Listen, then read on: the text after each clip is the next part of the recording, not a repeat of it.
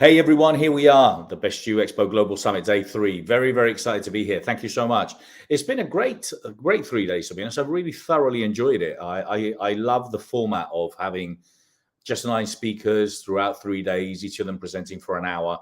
And I got to say, I think with a lot of the people that I've brought here, the amount of tips and quality advice that they've given is just phenomenal. We started with Greg Reiter, and he was sharing some phenomenal insights as a marketing guru that he is, related to lots of ideas to generate free leads via some simple tips on Facebook, Instagram. So some great insights there. And then I had Jeff Barnes. Jeff Barnes is someone that is our CMO as well. He does a lot of marketing for us. He's a marketing genius, and he was talking about LinkedIn and how he's generated this program that can help people simply create and generate leads constantly through LinkedIn. And then we had Ken Rochon talking about publishing your book. Yesterday, Bill Walsh was in the house, ladies and gents, and as always, he just shared some phenomenal tips and advice. For some of you that don't know Bill, well, he's considered one of the best business coaches in the US, and he's been doing that for a long, long time. I was talking about the best you, the story of the best you, and how we're revolutionizing kind of a lot of things that we're planning and doing in 2024 and moving forward. It's very, very exciting times. I talked about resilience. I talked about revolution, which is change, and reinvention, and that's what we're doing right now. So I was sharing some insights about what we're planning for Vegas in 2024, and then we ended the day with Craig and Karen, who were talking about some really great tips and advice for social media. So today is going to be a phenomenal day too. So for a lot of you that maybe are joining us today for the first time, well, look, if you didn't or you missed some of those days, we're going to make the recordings available for you for a limited time only, but we're going to make them available for you. We hope we can do that on Monday. So all these speakers have offered some fantastic incentives. So you really want to watch those recordings too. I think they are extremely valuable. It's about showing up, and it is also about connecting and working with the best people in the industry. And this is what we do. And this is what we've been doing for a long time. So today it's going to be a really exciting day because, well, I'm very excited about today because the three speakers that I have are phenomenal. So we're going to kick off with Jessica Abo, from Unknown to Newsworthy, How to Get Press and Master the Media. And I think I've shared this already. Well, Jessica she's a media expert. She's been doing this for a very, very long time. You'll see she's an absolute pro, but she got me a piece with Entrepreneurial magazine, which I think was one of the best pieces I've ever had. And it was a great interview. I loved it. So she's going to be speaking very, very soon. We've got David Snyder, a master NLP trainer. A lot of you know I'm a big, massive fan of NLP, neuro-linguistic programming. So you want to listen to David, not only about what he's going to teach you today is how many things he can help you with, but today's going to be talking about the ultimate sales formula, NLP language, how to sell anything to anyone, anytime, anywhere. And then at 4 p.m. Pacific time, we've got Jen Plessis, Entrepreneurial Leadership, Letting Go to Grow. So it's going to be an exciting day today. There's so many opportunities for you to be part of everything that we're doing.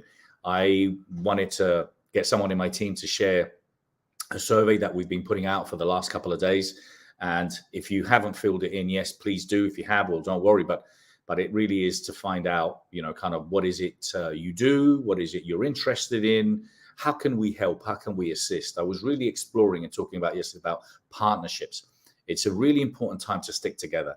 It's difficult to run events. It's very challenging to promote events. The world has changed. There's so much online content as well available. Everyone that has a Zoom, a camera, and an internet is running an online event. So it's very difficult now. So the power is in the partnerships. And I'm really interested in exploring how we could collaborate together. Anything and every conversation is on the table.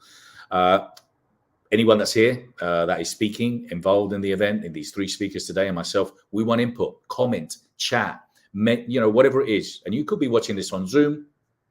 So please comment on the chat, give a thumbs up, ask questions. If you're watching this on YouTube, do the same. If you're watching this on Facebook, do the same. So please, and share it with your friends. And I said, if you miss some of the recordings, we're going to be putting that out there for you in the next couple of days. Now, I wanted to just read quickly Jessica's bio, so it gives you a bit of insight, and then I'm going to invite her in. So Jessica Abo, talk today is from unknown to newsworthy, how to get press and master the media.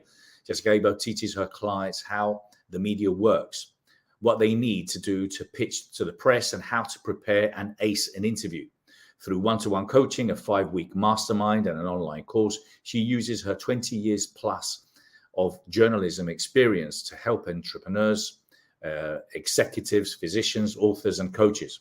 Whilst you'd like to get on a broadcast or podcast, speak on stages or panels, Jessica will help you craft your talking points, teach you how to control a conversation, and show you how to set up the virtual shot so you feel confident about every aspect of your live appearance. An award-winning journalist herself, Jessica produces her own weekly business segment on Entrepreneurial.com, a best-selling author, her debut book, Unfiltered, How to Be as Happy as You Look, on social media, sold out on its first day. Jessica has presented all over the country, including at TEDx, Facebook, Microsoft, Delta Airlines, Volkswagen, and the United Nations. She has appeared on Today's Show, Good Morning America, Access Hollywood, KTLA, CBS, and New York, and so many more. But I'm very excited. I love Jessica. I've worked with her for a little while now, and I highly recommend that you listen to this lady. Hey, Jessica, how are you? I'm great, Bernardo. And I need to add, she's appeared here, and at Best You. That's the most important one of the list. Oh, no, thank you so much.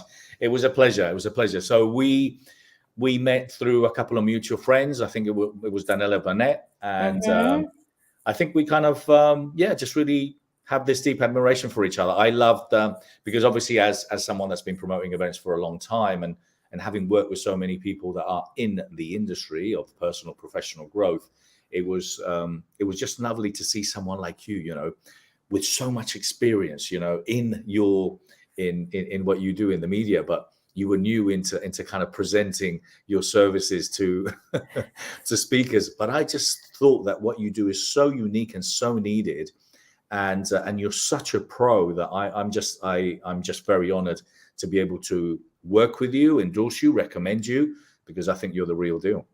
I really, really appreciate that. And I have to say, Best You gave me such an experience of creating swag in your marketing cards and your banners, and gave me the experience of being able to talk to people in real life. And after we all had to be separated for so long due to COVID, it was so wonderful to meet people from all over the world. And I have to share, I've had so many wonderful conversations with so many people that I met in my booth that day. So you brought really wonderful people together. And that is just a testament to you and the passion that you have for bringing experts together and coaches and people who just want to make the world a better place, starting with what we do on the inside and working our way through what we share on the outside with the world. So thank you for everything that you do. And thank you so much for having me. No, my pleasure, Jessica. Well, look, the floor is yours. We're going to be getting some feedback, which we'll post here. We're going to be asking people for questions. So hopefully we can, and I'd love to have a little chat with you at the end so we can share a few more ideas. So the floor is yours. I'll bring your presentation on and we'll take it from there. Thank you so much. Okay, perfect. Okay, so when you see this picture, you clearly see that you're looking at 3-ring binders. And you know that the weight of each of these binders is dependent on how many papers you stick inside each one. But when I see this photo, what I think about first is carrying these binders all around New York City and feeling like I was carrying a bag of rocks. Because inside each of these binders, I was carrying someone else's dreams, someone else's plans. And to me, that felt really, really heavy. Now, my job was really cool, if you ask my honest opinion. I was the chief of staff to a foreign policymaker. And I had met this gentleman because I was at a conference. And when you're in the media, you're often asked to introduce people at events. You're often asked to MC luncheons and galas and things. And I was asked to introduce this gentleman at a conference. And when we both walked off the stage, we started talking. And he said that he was really eager to make more trips to the States, but he needed help when he got here to have someone take notes about what was happening in each meeting and profile different projects he was working on. So the job was very cool in that I got to meet really high profile folks. be inside the boardroom where really big decisions were happening for different philanthropy projects. But inside it, I have to share, it was a pretty demeaning role, because when people looked at me, all they saw me was as binder girl, so to speak. And I wonder if you've ever had a job where you brought so much value to the table and you had so much experience, and all people saw you was as one thing. And there was no job description for this role, but it was pretty clear you could boil it down to 5 words. And I'm just curious, let's bring in Vanna White for this slide. You know, can any of you fill in how this job would have been described? Take a second and think of what could it possibly be? What could the moral of the story have been? Be seen and not heard. That was it. As long as I was seen and not heard, we were good.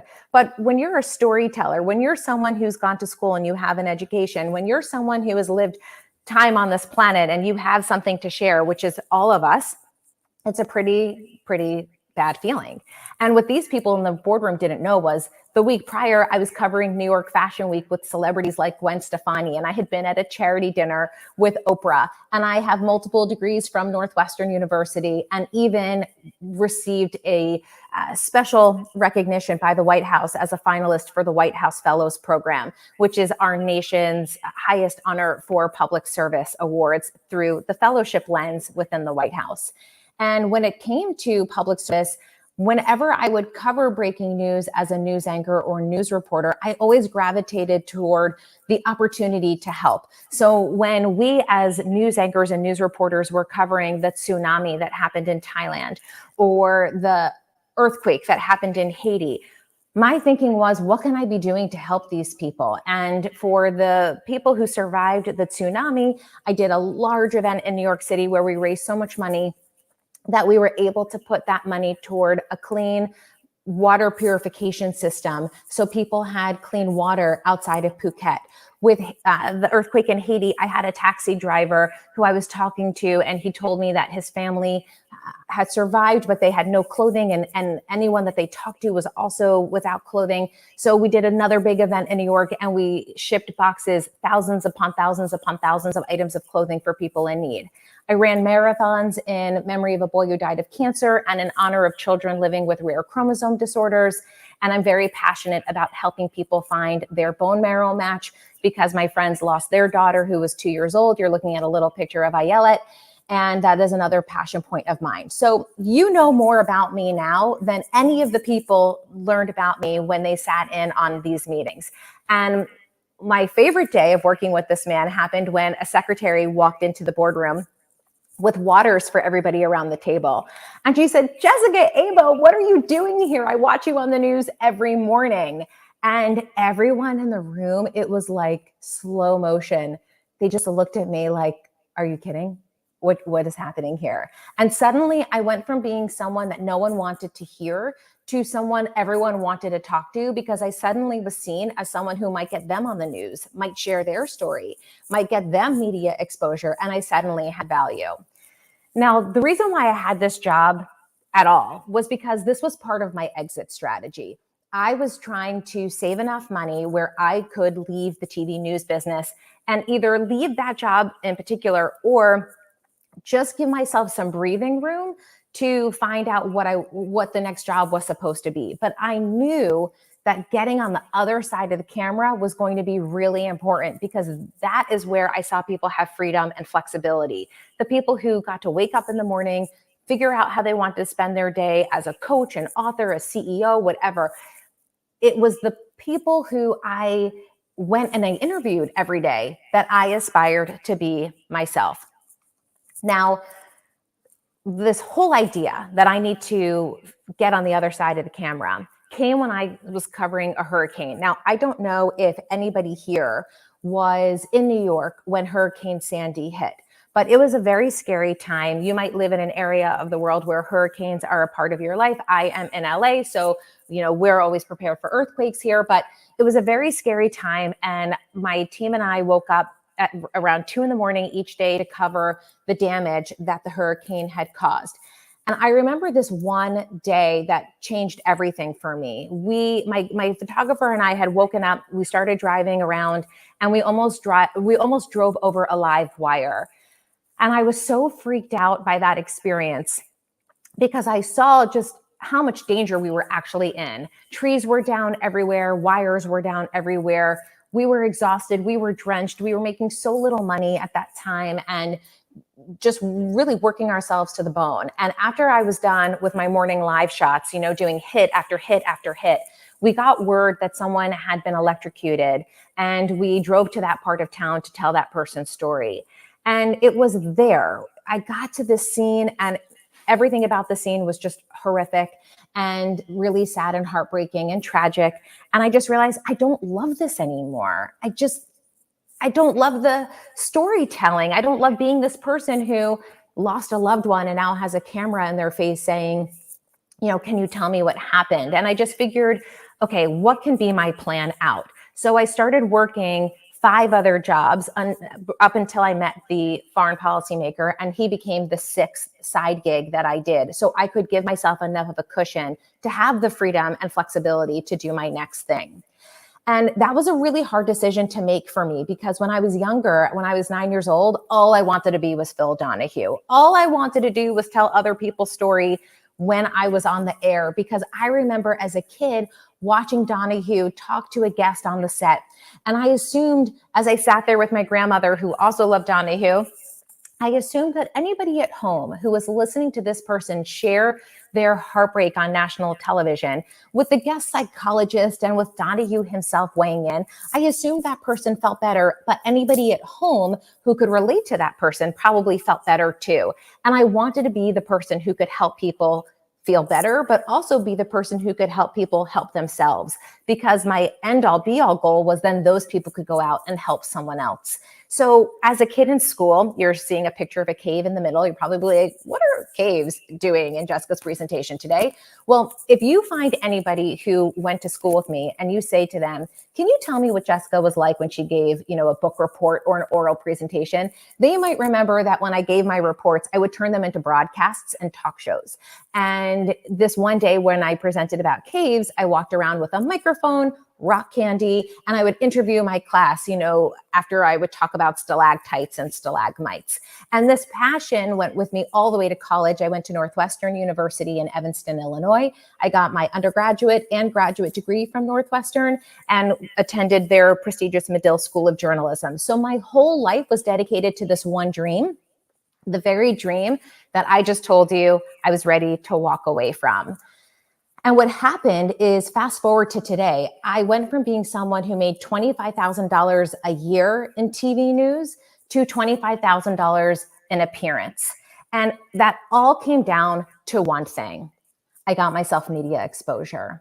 And it's crazy to think that just because other people started interviewing me and other people started to recognize my value, that changed my salary and that changed my status. And that is where the power of the media can be true for you. So I got to be on shows like The Today Show and Good Morning America and Access Hollywood, as Bernardo shared. But what I learned along the way was getting media exposure comes down to 4 things every single time.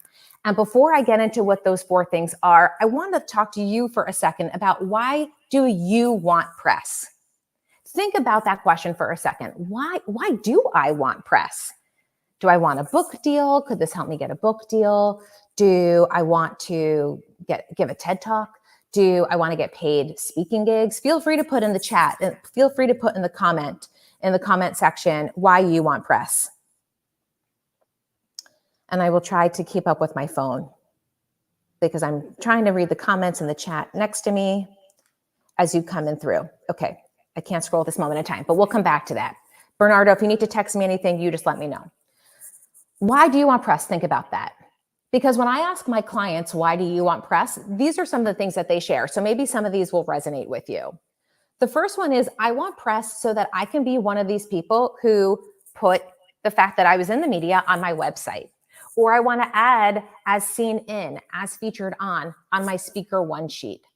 Or because I am trying to put my LinkedIn profile at a higher level than it's been. And just being able to showcase that I have been someone who has been featured in the press can help elevate my brand. Other people want just to have social media content. So you might be following people and you see them in the news all the time. And then when you go on their social media channels, you see that they're using different clips of their broadcast or their podcast or their magazine. They screenshot being on the cover or inside the magazine, and they're using that as more content for their brand. It might be because you don't want to be the person who is saying to everybody, look at me, I'm so great, my product is so great. There's something about getting that outside validation, having the media do that heavy lifting for you, that feels really good, and it can really be good for business. You might want a book deal, and when you work on your proposal, like I worked on mine, they ask, have you been featured in the press before? And that's something clients have shared with me. Jessica, I am trying to get a book deal for myself, and there's a whole section trying to prove that I have the relationships in the media, that when my book comes out, I can get coverage. Other people said that I want to be on podcasts and get paid speaking gigs.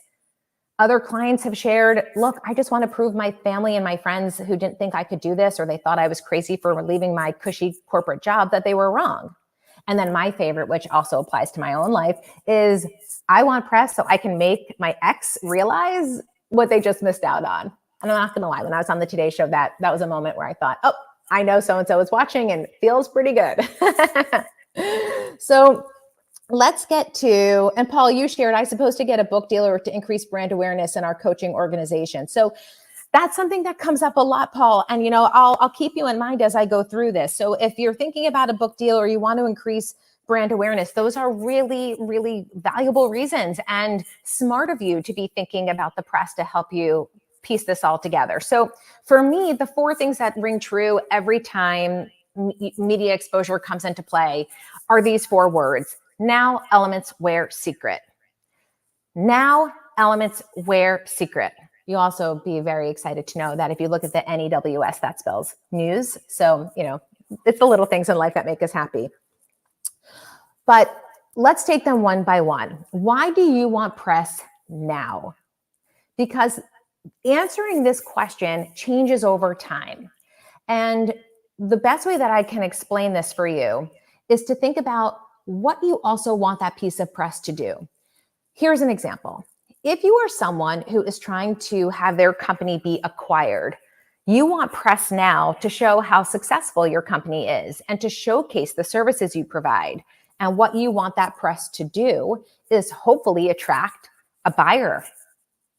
You might be the number 2 at a company and you are up for a lot of job promotions, or maybe you are being sought after by other institutions and you just want to show everybody that you have this robust media portfolio so you can get the best offer and make the best jump. But when you're in that next job, you might want press for different reasons than you did when you were trying to figure out your next move. So think about a client of mine named Janelle Tavis. Tavis came to me with a very specific goal in mind. She said, Jessica, I am over at Bugaboo, the stroller company, and we want to donate our hero product on the Today Show. And we want to do it the week of Christmas week, when we can be surprising people with this donation. And it was a very time-specific request. Now, it's not to say that the Today Show wouldn't be excited to donate strollers any time of year, but this was a really special campaign that Bugaboo wanted to do. So Janelle shared the pitch that she wanted to send to the Today Show with me, and I just tweaked a few of the words. And instead of just making it, Dear Today Show, I work at Bugaboo and we want to donate strollers on your air, I brought in the fact that we were being hit with inflation. People were having a hard time with employment. This was a time of year that for parents who are already facing so many high expenses when it comes to bringing a child into the world, were facing the decision of, do I not buy a stroller at all because we might not be able to afford one? And she sent off the email and she got a reply minutes later, and they ended up booking a segment for her to give this donation on live TV. So that was something that was very time specific. And she ended up sharing with me, Jessica, we had the highest day of traffic for the whole month. And that did unbelievable things for the business that day, and overall in hitting their numbers that month and for overall for the year.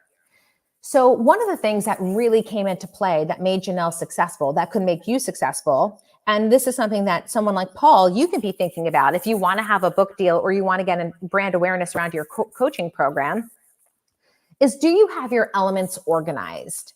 Now, by elements, by elements, I mean, do you have a website? Do you have headshots? Is your bio written? Because things will happen at a moment's notice, and you are going to need these things to be able to show the press that if they say yes to you, you have the elements to bring your story to life. And here is where this came into play beautifully. 2 weeks ago, over Memorial Day weekend, my husband and I took the red eye to go to the East Coast. So I opened up my eyes when we landed. I took out my phone. I turned on my phone, and there was a text that said, "Need an Orca expert ASAP. Do you have one?" Now, I don't know how many of you get a request for an Orca expert on a daily basis. This was the first one I was receiving, but I actually had someone. So I contacted this woman I know, and I explained that there was this opportunity to be in a national news outlet for a piece that they were doing. And because she had her website, and because she had her headshot, and because she had her bio and all these other things that were organized, they saw her as the expert that she is, and they said yes. And by the time I got off the plane, she was booked. And by the time I actually got to my destination, this woman had showered and set up her shot and was out of her pajamas, ready to go on this segment. And it ended up airing later that day.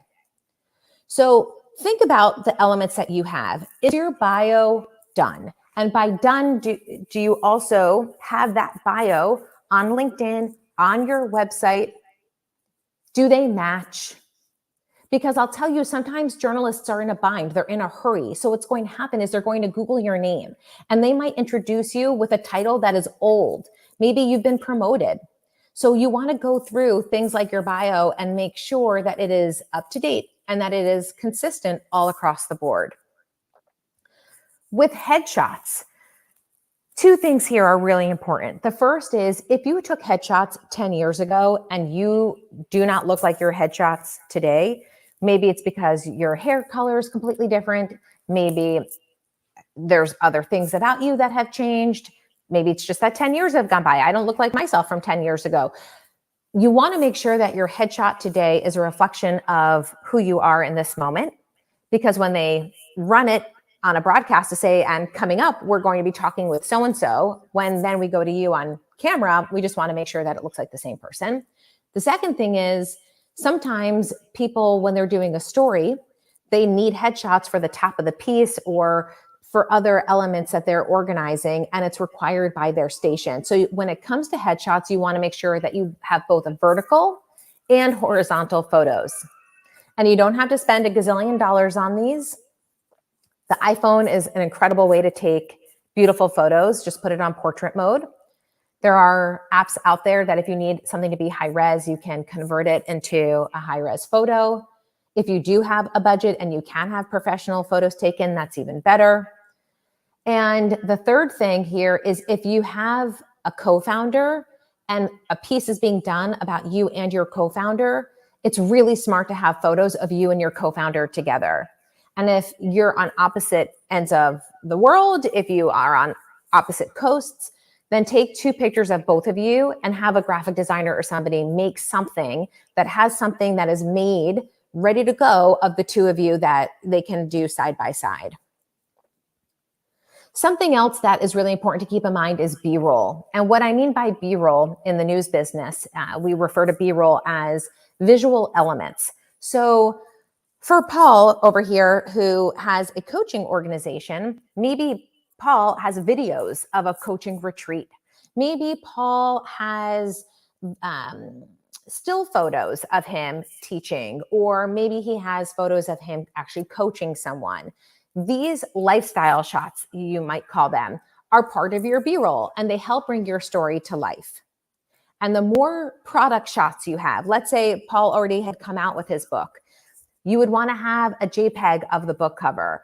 You would want to have elements maybe of the book, like someone flipping through the pages, or maybe someone reading it. Maybe that person reading it is you're holding it.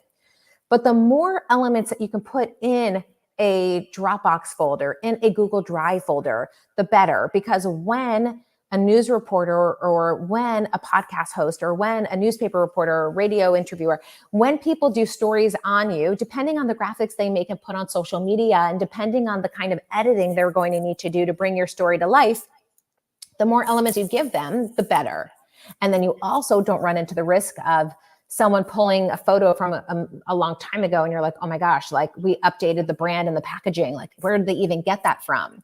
So be sure to provide people with the elements that are updated, relevant, and also approved by you. And last but not least, this is another good place for you to put your media clips in your Dropbox folder, in your Google Drive folder. You can have a folder within the folder itself that has your previous media clips. So when you are in a situation like this woman was, the Orca expert, they can see other places that you have been if it's not visible on your own website. Now, I will give you one more trick here.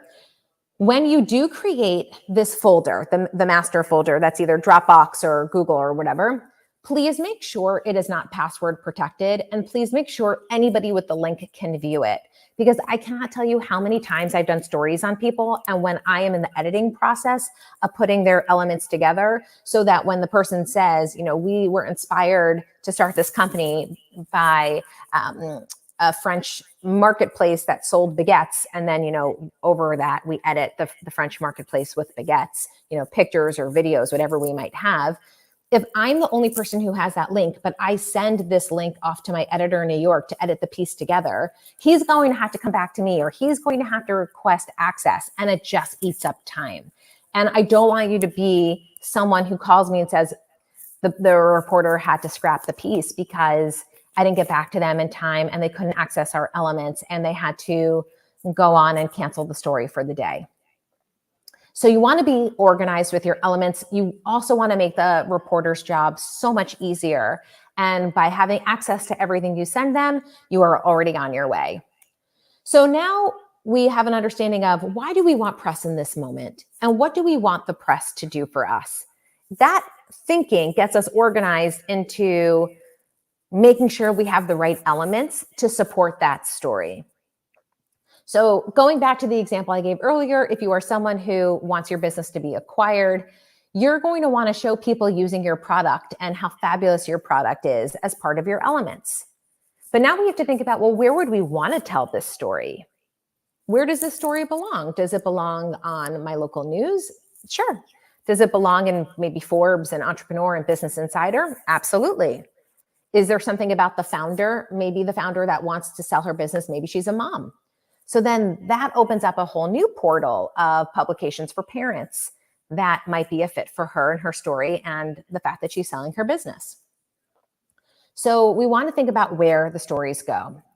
Now, not only do we want to think about where the stories go, we also want to think about who are the people who are helping us place these stories.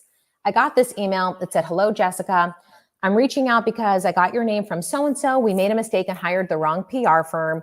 We've been spending $20,000 a month on PR and haven't had any bites. I heard you might be able to help. Can we connect?" This is something that I hear time and time again. Just last week, I talked to someone who told me that she has spent $30,000. She's a small business owner. She spent $30,000 on press, and her publicist got her 4 hits.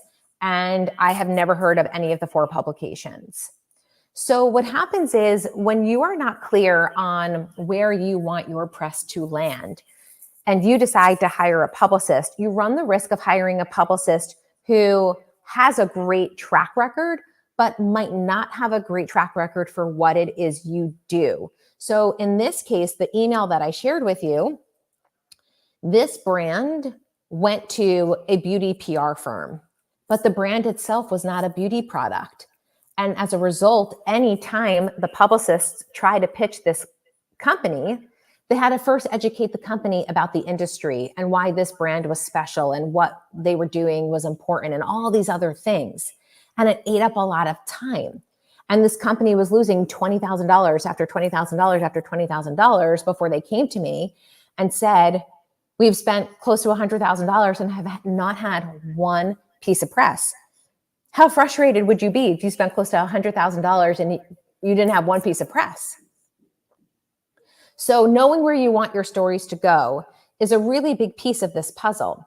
And also knowing where your audience hangs out, where your consumers consume their content. That is the other piece of this puzzle.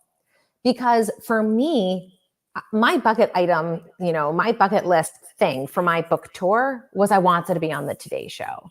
I grew up watching the Today Show. It was my dream to get to the Today Show as a journalist. At least I thought it was. But I actually had so much fun being on the Today Show as an author, because by the time I got to that point in my career, as you now know, from being binder girl and covering hurricanes, I was finished. But that enabled me to figure out when my book tour happened, to realize where were my people who I wanted to buy this book. Because interestingly enough, I sold more books by being on certain blogs and podcasts than being on the Today Show, because that's just where my people were hanging out. So it's totally fine for you to have your press wish list. And I feel very strongly about you getting to see your name in lights in those publications. But it's really important also that you know where your consumer is.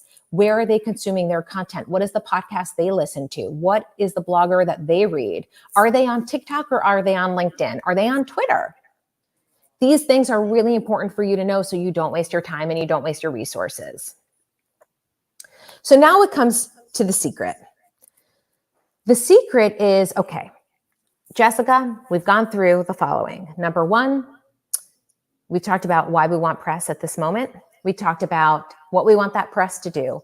We have talked about the importance of having our elements be organized and the importance of not wasting our money and our time pitching places or outlets or audiences that might not be the best fit.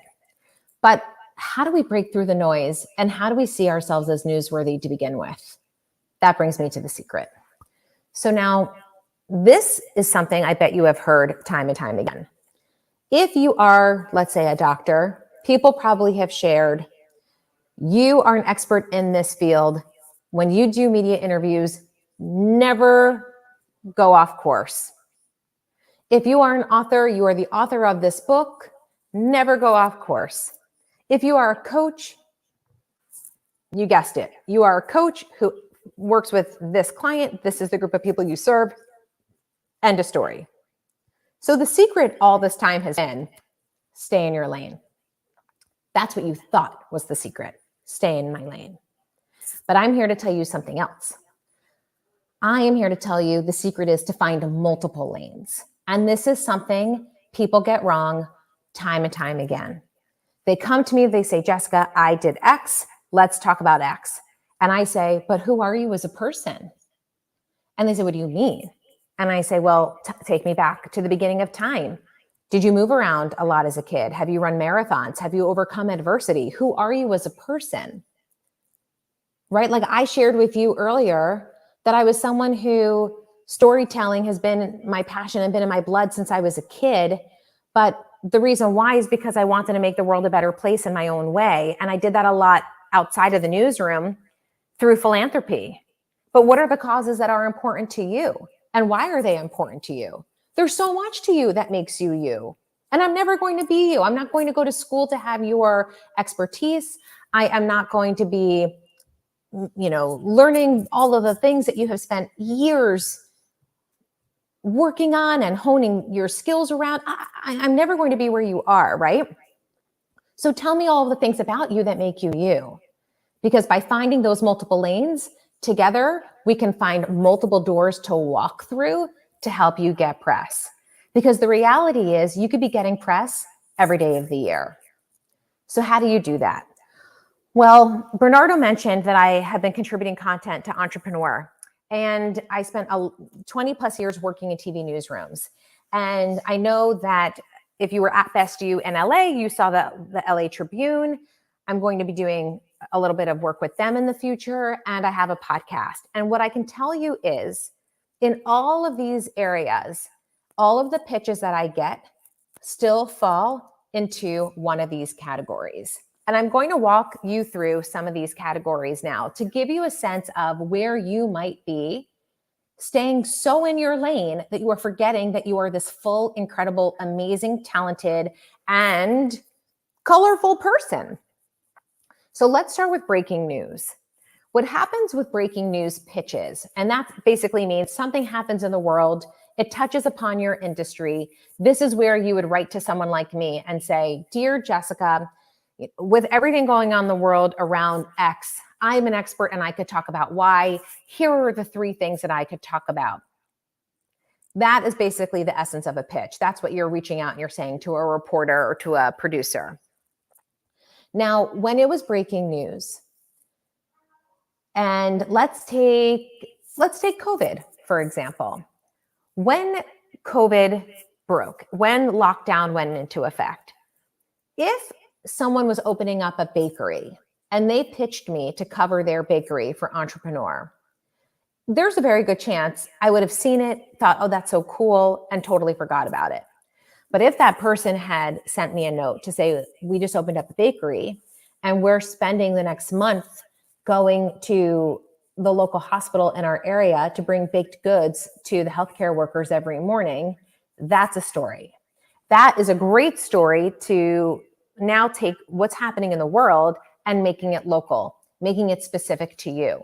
It's also a great opportunity for you, a business owner, to not wait for National Bread Day for you to get media attention.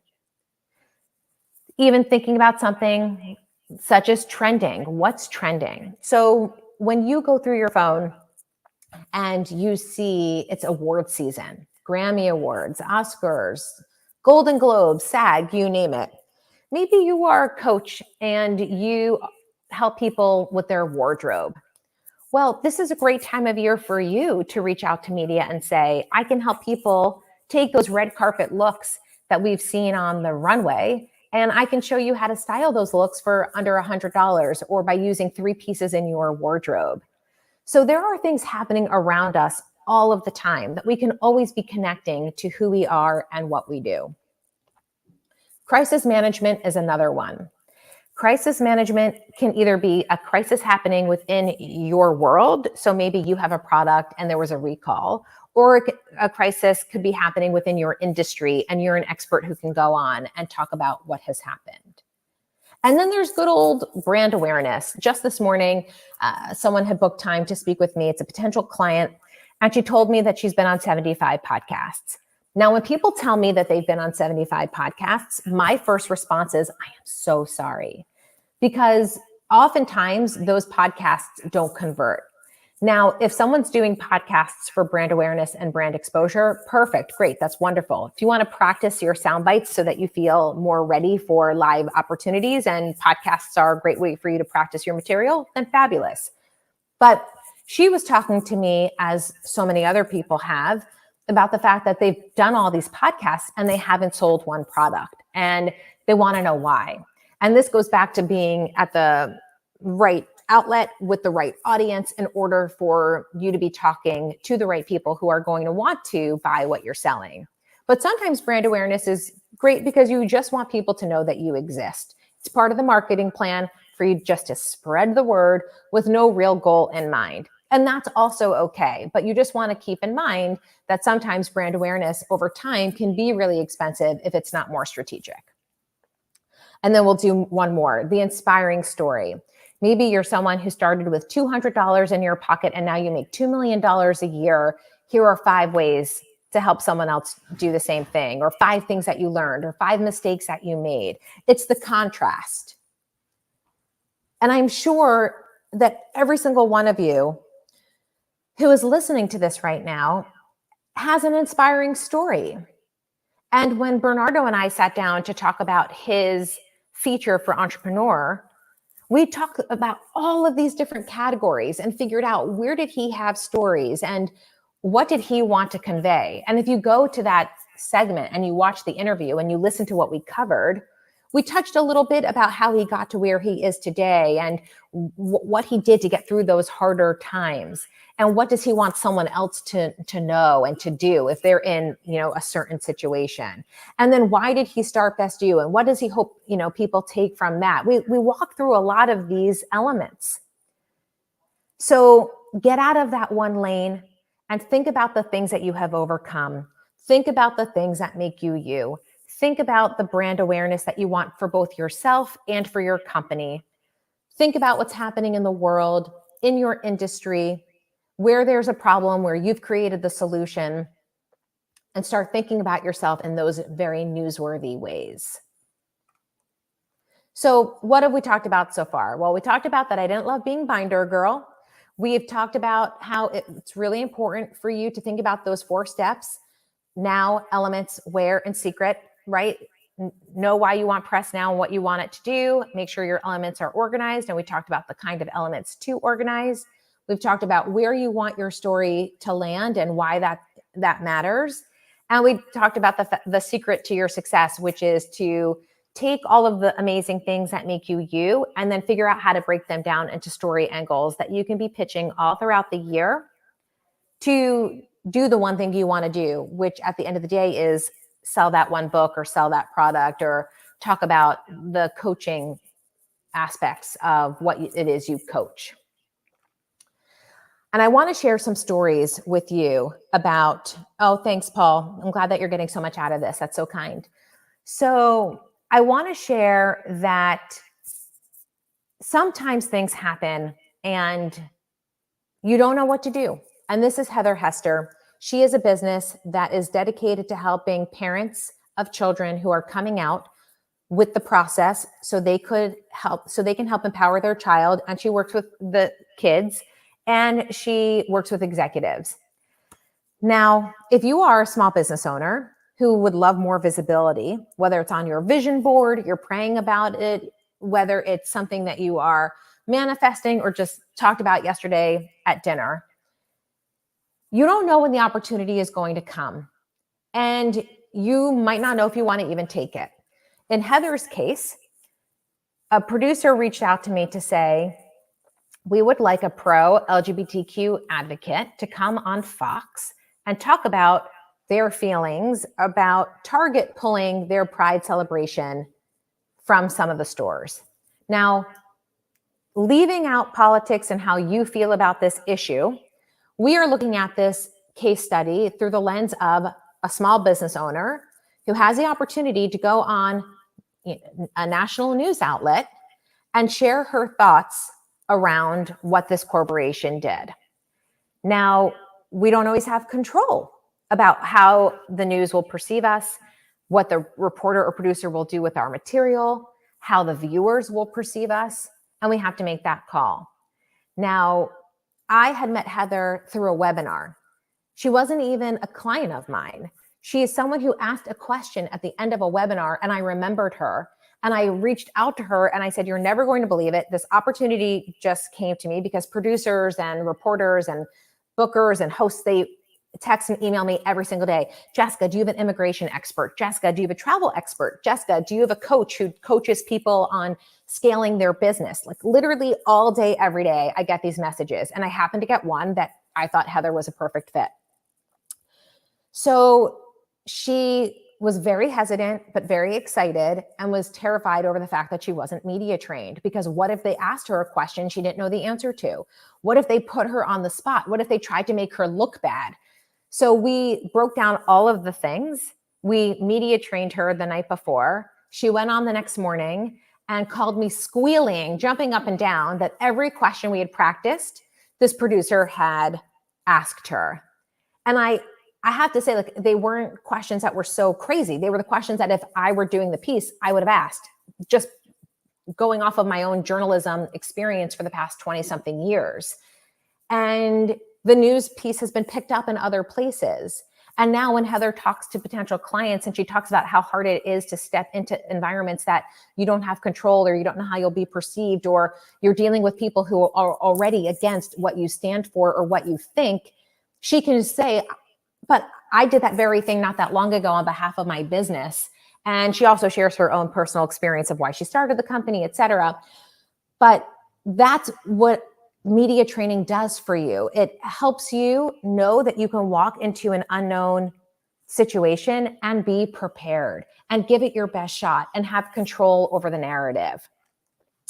Now, the other thing to keep in mind is you might have the situation where you are part of a coaching program, or maybe you're a coach and you have clients, and someone's doing a piece on either the company and the founder then says to everybody, you know, Bernardo mentioned Bill Walsh being a part of this summit. Well, it's very feasible that someone's going to call Bill Walsh and say, hey, Bill, we want to feature you and your incredible company and your incredible career. Do you have 3 people who have taken your program that we can profile? Well, when Bill thinks about those 3 people, not only is he going to think about, have these 3 people been successful, he's going to think about this through the lens of, will they speak well and represent themselves well? And will they speak well and represent me and my brand well? And that's what happened to Renee.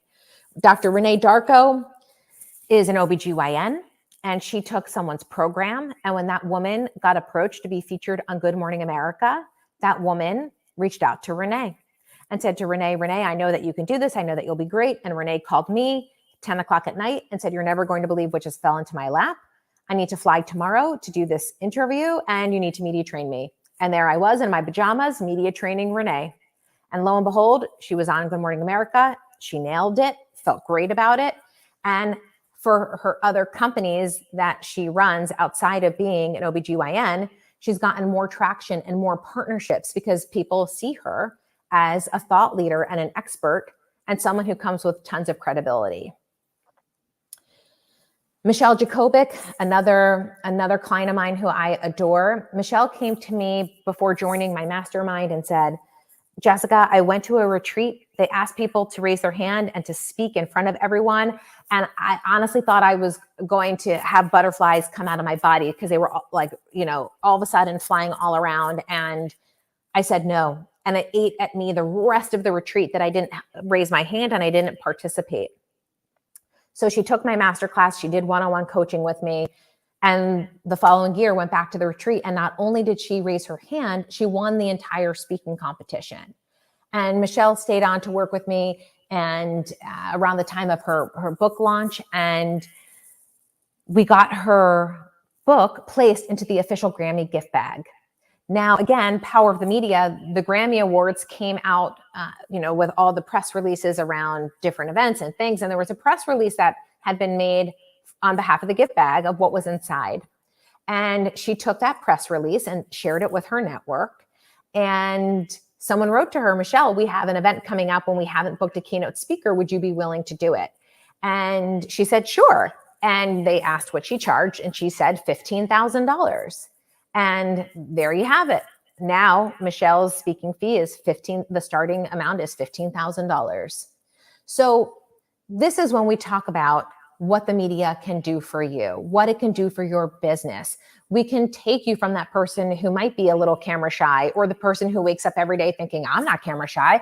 I just can't deal with seeing my nemesis or someone less qualified be on the news for one more second. It has to be me. And that's what I had asked Heather. When Heather and I were chatting and she wasn't sure if she should do this, I didn't sway her one way or the other. But in a series of questions I asked her, one of my questions was, Heather, if you see this piece and it's someone else being quoted and it's not you, will that bother you? And she said, yeah, that will eat me up. So I said, okay, so keep that in mind as you make your decision. With Renee, it was different. Renee was like, yeah, I'm going on Good Morning America. I just need to fine tune some of my bites so I don't ramble on and on and on. And there you have it. For Michelle, she's like, I just can't deal with this feeling anymore. Like this icky feeling of not putting myself out there for what? Why am I holding myself back? Why am I standing in my own way? So clients of mine have pitched themselves and I have helped land them in a variety of outlets. And you might want to see one of these and write it down on a piece of paper, what's meaningful for you, and bring it to life. You might be thinking, a question just popped up about, what do you do if you are thinking about hiring a publicist? So you really want to know everything you want to get out of that relationship. And when I meet with my clients who I help, because being a publicist is part of what I do, I make sure that we are taking the right story to the right people at the right time with the right audience. And you want to make sure that if you're interviewing publicists, that they have the right Rolodex for your industry, that they have case studies of work that they can show you, that they feel comfortable even letting you talk to their clients. I always let my potential clients talk to my current clients. I get very close with my current clients because it's very exciting to see people get to the finish line in the news business, which really is that podcast or on-air appearance or that newspaper article, because I spent 20 something years in this industry. Like, I know how hard it is to break into it. I also know how relationships can be built because I'm still friendly with some of the people that I covered news stories on many, many years ago, because I got really invested in making sure that when people learned about that person and that business, that I did that person and that business justice. These might have been some of the reasons I didn't fit into the news business. I cared so deeply about everyone. If you commit a crime, not so much. Well, actually, that's not true. I would still have compassion, but maybe not be as invested. So at the end of the day, you have to think about what is going to take you to the next level. And I want to be able to share with you today that all of this is possible for you. It's just understanding how to get from A to B. Now, I run a company. There's so many things I don't know about running a company, and I brought in the experts who do this day in and day out to help me scale my own business.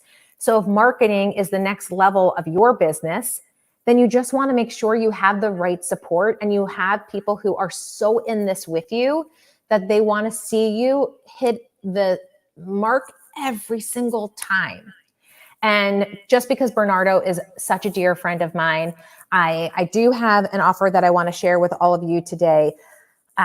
You can learn more about it here, and it's called Get Press Now. All you have to do is scan this QR code, and if this is a program that speaks to you because you're at a place in your business where you're like, I just want to know how to talk in sound bites and how to get all my elements organized and all of the things that Jessica talked about today. I want to feel like she's like, doing it next to me. Check out this package. If it's something that speaks to you, I would love to work with you and help you cross the finish line and see you get the visibility you deserve. And for the first 4 people who sign up today, I will actually follow up with you and be your publicist to get you 1 press placement so we can help you get that ball rolling, because I know how valuable getting that press placement can be. And I know how meaningful it is when you get 1 of those under your belt, how much easier it is to go out and keep that ball rolling. So it's called Get Press Now. Check it out. First 4 people who sign up, I would love to work with you. I can only do 4 because these are relationships that I go to personally, and it takes time to be able to craft what is the angle that we're going to use and when and where do we want to pitch and all that jazz. So I wish I could do more at this moment in time, but I really can only do 4. And I hope that the 4 of you who are out there are as excited to get going and see your name in lights as I am to help you get there. So you can stay in touch with me. I'm jessicaabo.com. I'm at Instagram at JessicaAboTV. You can email me at hello@jessicaabo. And with that, I want to send it back to Bernardo and make sure that if you have any other questions that we can squeeze into the 2 minutes that we have left, that I can take one of your questions now.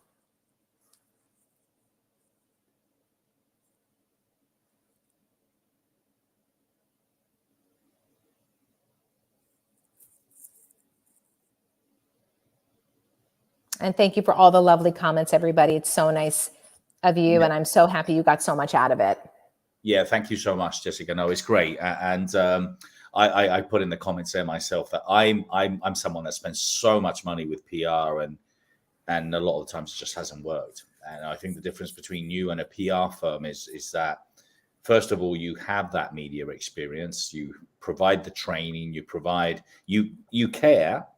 And also, not only you care, but you have those connections and those contacts to get those opportunities, to be featured in top publications. And I uploaded here previously. I just wanted to share very quickly. So this is the piece that Jessica did or organized for me in Entrepreneurial magazine. And it was a brilliant interview. So obviously, apart from the actual articles, it was a video interview, which she was so kind to offer me her home. We did it at her house, but it was while I was in LA. But it was just a fantastic piece. I thought everything was great. I absolutely loved it, and I think it's definitely one of the best pieces that I've had in a lot of the PR and media that I've done over the years. But yeah, there's a couple of questions here which I wanted to launch just quickly here. So one of them is from Larry. Any suggestions on how media could help us increase exposure and sales? Although it's a fairly inexpensive item, it has high impact promotional value for a company's brand or message. Any suggestions as to how media could help us increase exposure and sales? Well, I think I want to take this into two parts. One, it can be inexpensive if you're doing it on your own. Someone might also say it can cost money to have someone out there do it for you. But I think you have to ask yourself, how much time is it going to take you to do it on your own? And if it is going to be expensive, is that time worth it to have back on your side of the time bank? Meaning, does the value for your dollar come back because you're buying your time back? So like, for example, it might be inexpensive for me to do something in my business, but the amount of time and hours it takes me to do might actually costing me a whole lot more than I realized, which makes hiring someone to do the job properly be the better path. So I just wanted to make sure, I'm not sure if I hit on that part of what you were saying and if I took it the right way, but I just wanted to clarify my thoughts on that. In terms of getting the press to help with exposure and sales, if you are a coach, if you are a speaker and someone is between two speaker one sheets, I was just having this conversation with someone the other day who picks speakers for events. And he told me they always pick the person who has had a lot of media exposure because they know that that person already has a very elevated brand and they want to be able to bring people into their event who already have exposure and a following and someone that will bring buzz and create buzz. The other thing is that you're just reaching more people. So just by the pure nature of being out there, people are going to know that you exist and your product exists. Where if you have no media exposure, you can be finding speaking opportunities, and that is wonderful. But you can speak all day long and still be talking to an audience that may or may not buy your service. And after that talk is done, the talk is done. Once you are done with a piece of press, you can take that, and this is something I teach my clients how to do. You can take that piece of press and use it for so many different ways to create more content and create future keynotes and blogs and all of these other things. So that one media clip is going to last you a really long time. I mean, I was on the Today Show when my book came out almost 5 years ago. I've since been on the Today Show again because, again, what we all want and what I teach my clients is how to be media magnets so that the media comes back to you. Something I wanted to share about Heather is because she did such an awesome job on that Fox opportunity, the producer now is introducing her to an entire team of Fox reporters who never are able to get a yes from a pro-LGBTQ advocate. And now she's become the media magnet. So that's what we want to have happen for you. So that is how you use that one piece of exposure. You bring it back, you put it on social media for Throwback Thursday, in case you missed it, whatever it might be, but you keep using different elements of it and you make it new content. Thank you, Jessica. Just one last question. We're running a little bit late here. Do you have any tips on what to look for when approaching PR firms or what to avoid? So make sure that you avoid people who say that they will send you a pitch to a national outlet and get you a clip the next day, because pitching takes time. And also make sure that you are picking a firm that you feel really good about and has a track record in your industry, because for the most part, publicists really want to see you succeed. There are some out there, just like in any other industry, who will promise you the sun, the moon, and the stars and not deliver.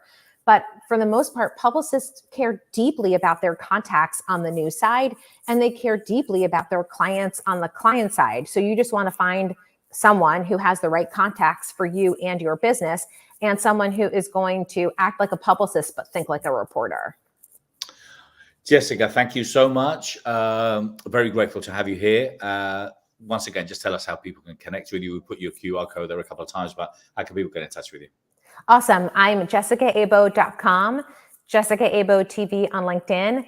There also is a link to a giveaway for all of you joining me today. You're going to get my camera tips to help you go from camera shy to camera ready. And if you are if you're interested in learning more about my special Best You offer, you can just shoot me an email through my website or hello@jessicaabo, and we can chat, and my DMs are open. So go find me there and we can chat on Instagram, LinkedIn. I'm very, very easy to find. Very easy to find, very easy to work with, and she cares. Jessica, thank you so much for being here, and take care. Lots of love. May the best. Thanks, Bernardo. You too. Happy Friday. Thank you so much. Happy Friday. Yes, guys. So, Jessica, I hope you enjoyed that. We got David Snyder coming up very, very soon. There's a lot of excitement because I think a lot of you know that I worked with Dr. Richard Bandler, the co-creator of NLP, for many years in London. Promoted over 25. We had around 25,000 attendees with multiple courses. NLP is very close to my heart. It's something that obviously impacted me personally in my life, and I understand the power of NLP. So I'm very excited to invite David. I'm going to invite him in a minute. We just got a very quick commercial, and we'll be right back. Thank you so much.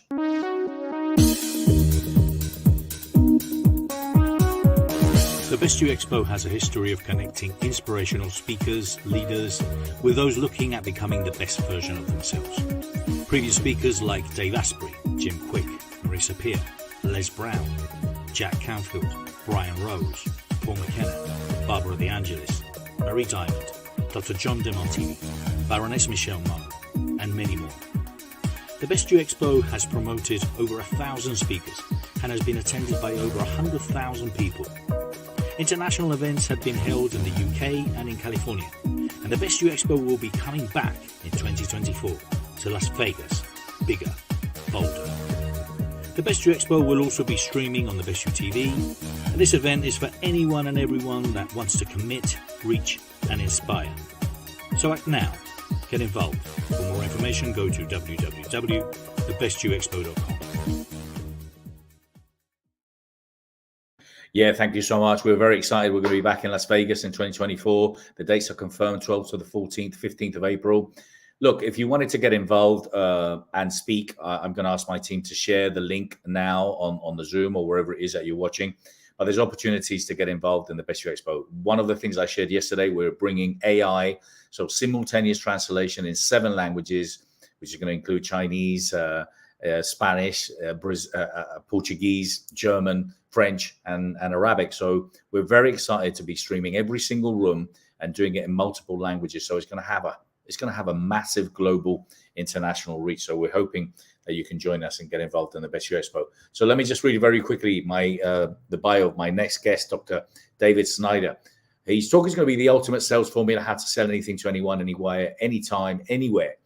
And Dr. David Snyder is recognized as one of the world's leading experts on strategic human influence technologies, and has personally trained members of the legal profession, law enforcement, medical, entertainment, martial arts, and hypnosis communities, teaching advanced mind-body technologies for self-improvement, success, wealth, health, and happiness, peak performance, persuasion, rapid healing, relationships advance, social dynamics, covert influence techniques, and more. A licensed and certified hypnosis trainer, master practitioner, and trainer in neurolinguistic programming and the Society of Experiential Trance. David tirelessly works to develop training and educational opportunities designed to powerfully raise the skill level and professional status of hypnotists all over the world. So I know there's a big buzz for David here today. Hey, David, how are you? Hey, how's it going? Good to be here.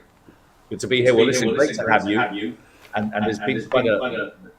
There's a bit of an echo there, so I'm not sure if you've got another device open or... Do I have another device open? No. Okay, well, let me see when I disconnect, see if it goes. Okay. But basically, there's a lot of excitement for people to hear your talk today and see what you have to share. So we can't wait. Here is yours. Thank you so much. Hello, everyone, and thank you so much for the buzz I've been hearing about. First of all, let me explain that.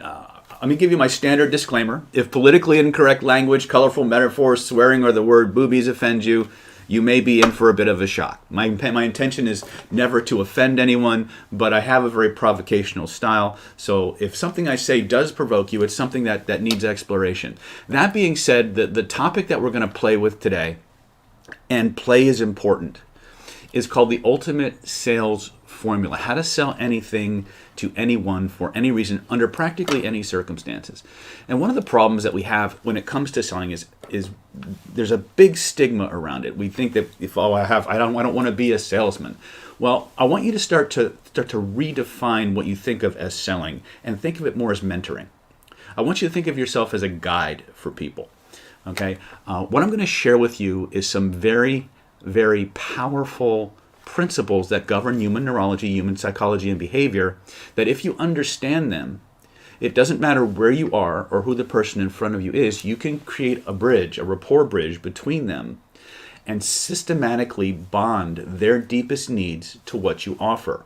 And if you use this process the way I'm going to share it with you, you'll never need to lie, cheat, steal, or misrepresent what you're doing in any way. Now, I know you're all ethical and things of that nature, but there are people out there who look at selling as something of an unethical practice, either because they've been indoctrinated into thinking that salespeople are all they want is the money and things like that. I know that everyone on this call, they want to do well by doing good. And I think it's really important to understand that it's never necessary to lie, cheat, steal, or misrepresent. Not even necessary to exaggerate many times. But what I'm going to share with you today is an algorithm. It's a formula based on my years of NLP, not just in the classical theoretical studies, but out in the real world, selling things in many different contexts to many different people. I'm going to suggest that we start off with a few basic questions. And the reason that I say that is I have a very interactive style of presenting.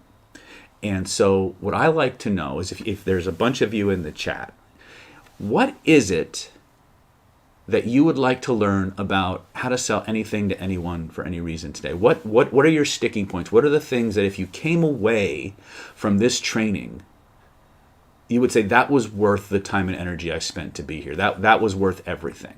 Just take a moment, if you would, and type that into the chat so I know how to steer this content for you. Okay? Right. That being said, I have a PDF that I'm going to share with you. Thank you, Bernardo. And what you'll see here is I burned this out on the spur of the moment. So the first thing I want you to pay attention to, if you can zoom in on this little target diagram here. I don't know if you can see that, but you'll see it says know your outcome, and then it has in the black circle there, it says control your state, get rapport, use your language, manage the state, jump into their process, and link to their criteria and values. So each of the pages in your PDF gives you a little explanation of what each of those circles represents. What you're looking at is called the Universal Persuasion Protocol, and it makes up the core of the ultimate sales formula.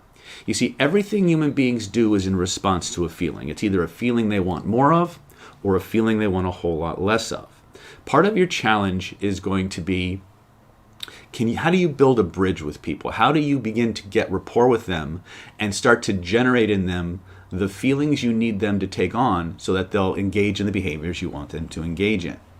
Now, human beings move through the world with a set of needs that they seek to fulfill. We call those values. And one of the things that we need to understand about values is they have three parts to them. Okay?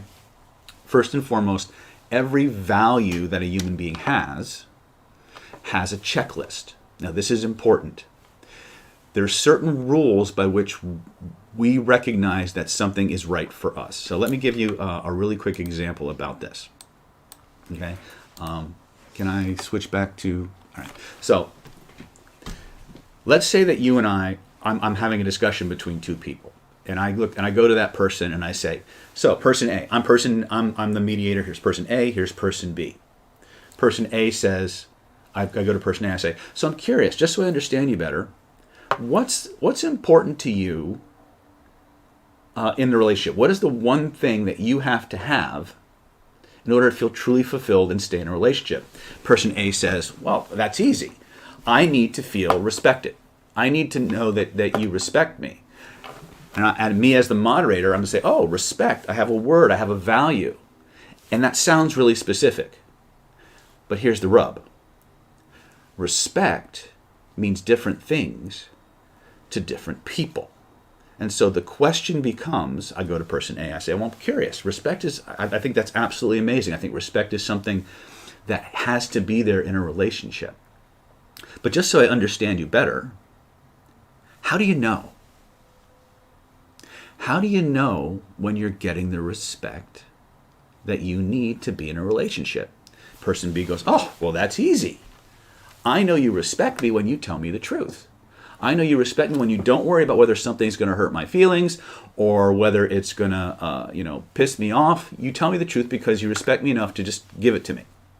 Perfect. Now, if I go to person B and I say, person B, I'm curious, what's important to you about a relationship? What just absolutely has to be there to be in a relationship? Person A goes, oh, respect. Respect. Wow. So respect. So how do you know when you're getting respected? Well, I know you respect me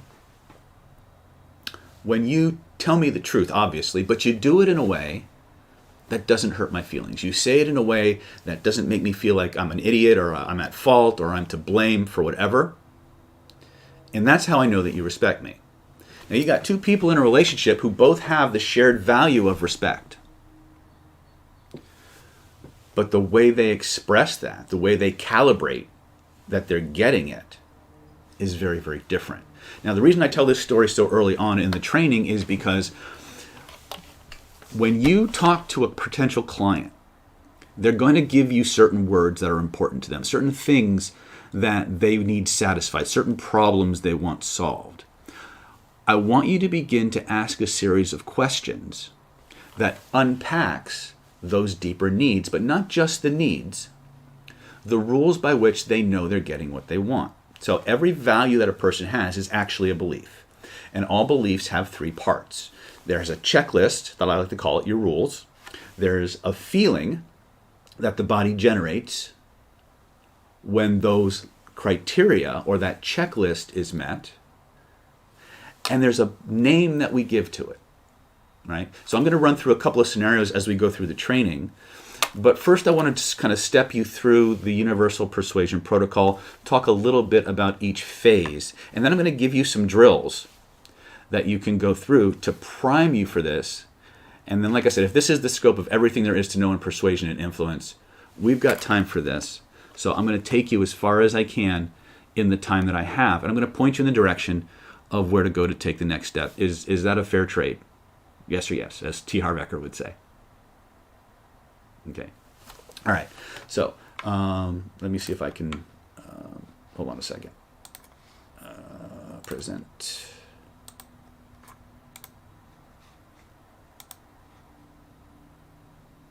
Oh, he presented it for me. Bernardo's helping me out here. So, all right. So let's go back to looking at the Universal Persuasion Protocol and talk about each of these phases. Okay.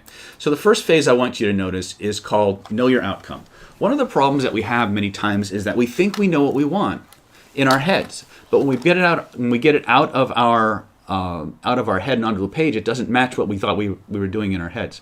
So NLP has a very drawn out way of eliciting outcomes. It has a very specific way of creating well-defined outcomes. And let me just give you a quick rundown on those because I want to simplify this for you. So when we talk about defining outcomes, it says stated in positive terms. In other words, talk about what you want, not what you don't want. Specify what the present situation is, specify the outcome in detail, the evidence procedure. How do you know you're getting what you're getting? Is it congruent? Is it self-initiated and maintained? Can you make sure it's appropriately contextualized? One of the problems with NLP is that it makes things it tries to simplify things and it makes things a little bit complicated. So one of the things that I want you to focus on is what do you want and how do you know that you're getting it? What do you want and how do you know that you're getting it? From there, what I want you to start to do is I want you to learn to control your state. Now, I want you to repeat this 3 times with me, okay? Control your state, get rapport, use your language, manage the state of the subject, jump into their process, bond to their criteria and values. Let's say it again, one more time. Control your state, get rapport, use your language, manage the state of the subject, jump into their process, bond to their criteria and values. One more time, with feeling.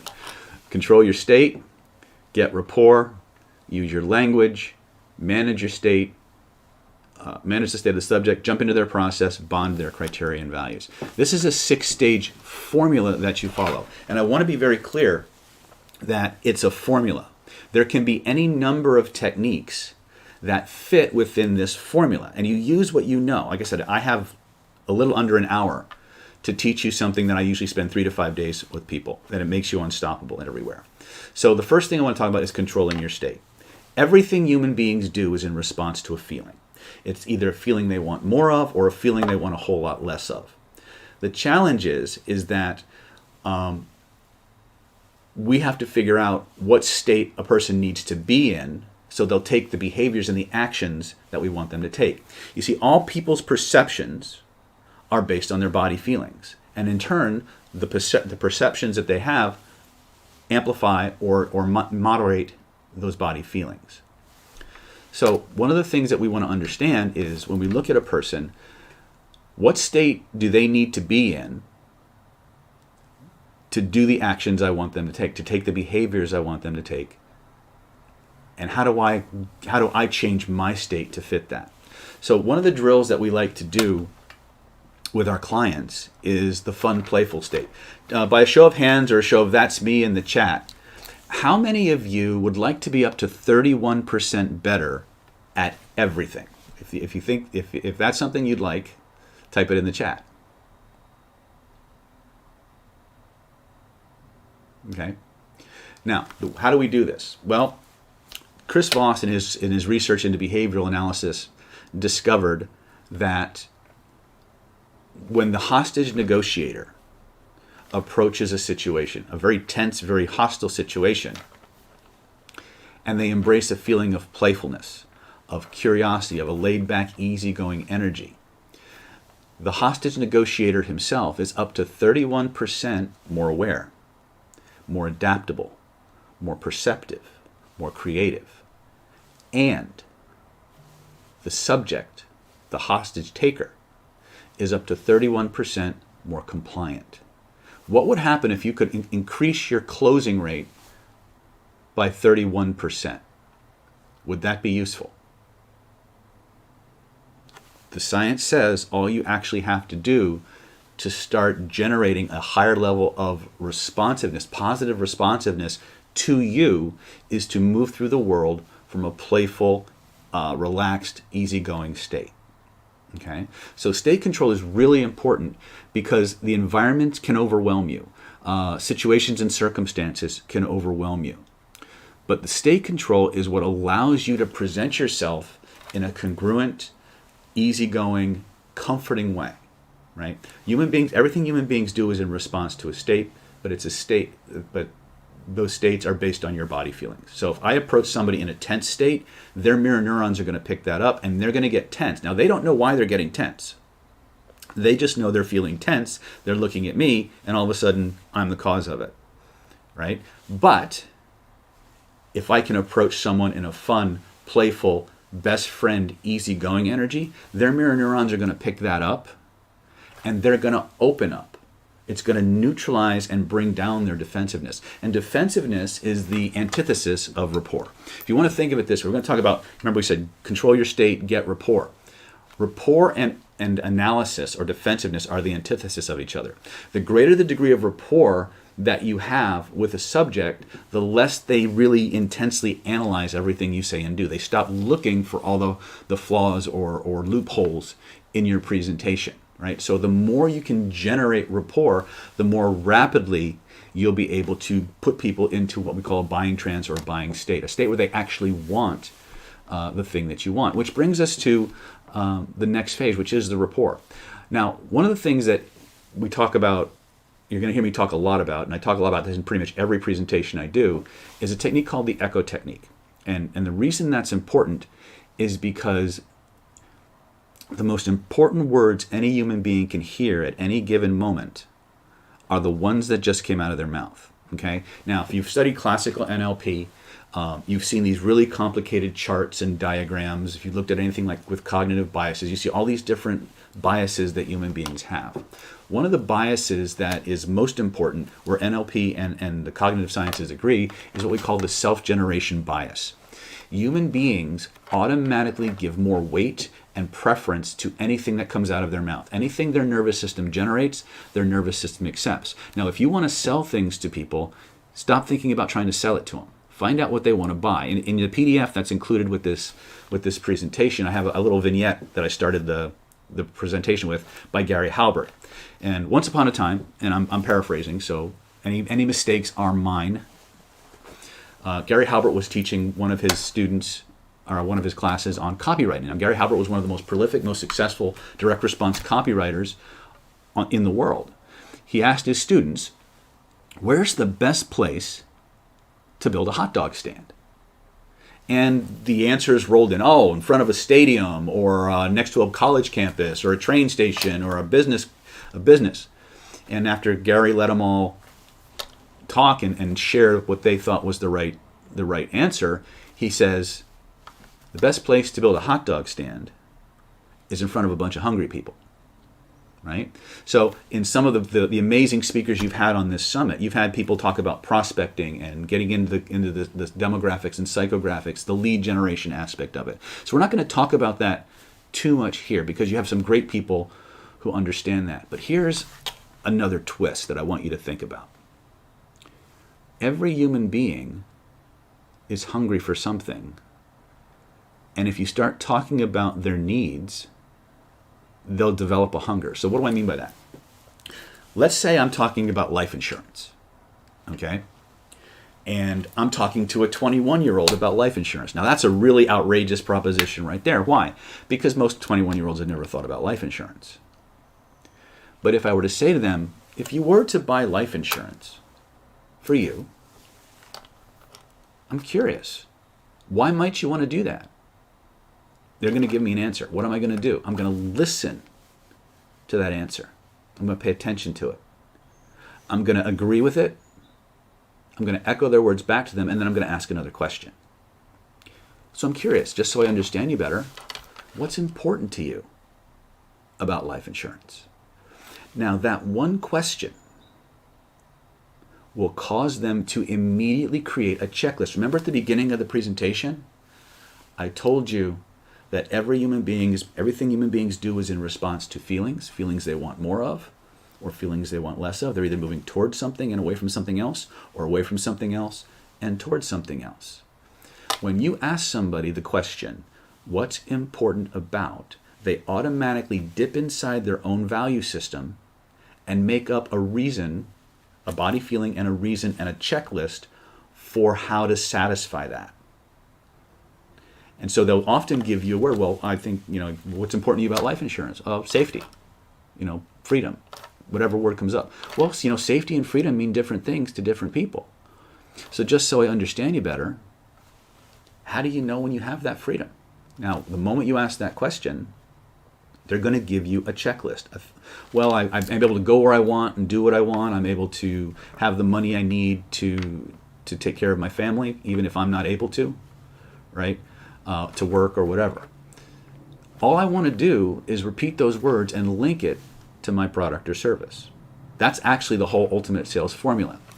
Find out what people want, find out how they know they're getting it, and use cause and effect language and their own words to bond them to the exact aspect of your product or service that directly satisfies those values, that directly satisfies those needs. See, a lot of us are indoctrinated into this idea of what we call a features and benefits presentation. If you buy my program, you're going to get this, and you're going to get this, and you're going to get this, and you're going to get this, and you're going to get this, and it's going to do this for you, and it's going to do this for you, and it's going to do this for you.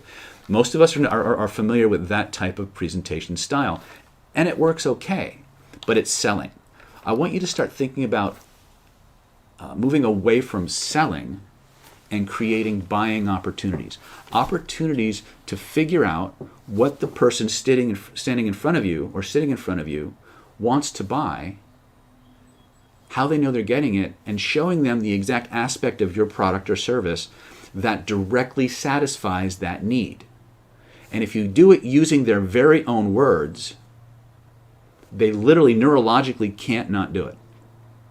It takes a tremendous, tremendous amount of lack of rapport and defensiveness to resist this process. Human beings cannot resist themselves. What the nervous system generates, the nervous system accepts. The trick to it is asking the right questions, paying attention to the response, and using the right kind of language to bond the aspects of your product or service that specifically satisfy those requirements to that in that presentation. And the only variable after that is time. Now, if you do this effectively, if you do this properly, 90% of the objections you would normally run into, it's too much money. I have to talk to my wife. Let me think about it.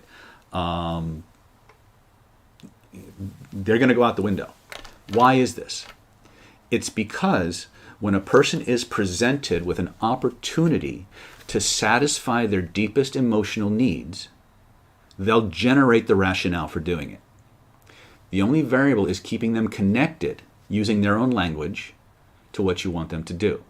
Right? Now, you'll see if you've studied any form of direct response copy or any form of marketing, like Jay Abrams was one of the pioneers of this. David Garfinkel was a great copywriting teacher. One of the things they'll tell you to do many times, Lisa Sasevich was a great mentor of mine that I think was absolutely cutting edge for female entrepreneurs. One of the things they'll always tell you is go to the language of the market, right? Well, isn't that sound an awful lot like the most important words any person can hear are the ones that just came out of their mouth? Right? Because the more you zero in on their exact words, the less chance you have of being misunderstood, misinterpreted. Now, don't believe anything I'm telling you on this webinar. Take everything I'm teaching you, go out and test it. Okay? So the first thing we want to talk about is the values. Now, if you notice that, Bernardo, can we put the diagram back up, please? Can we zoom in on the target diagram?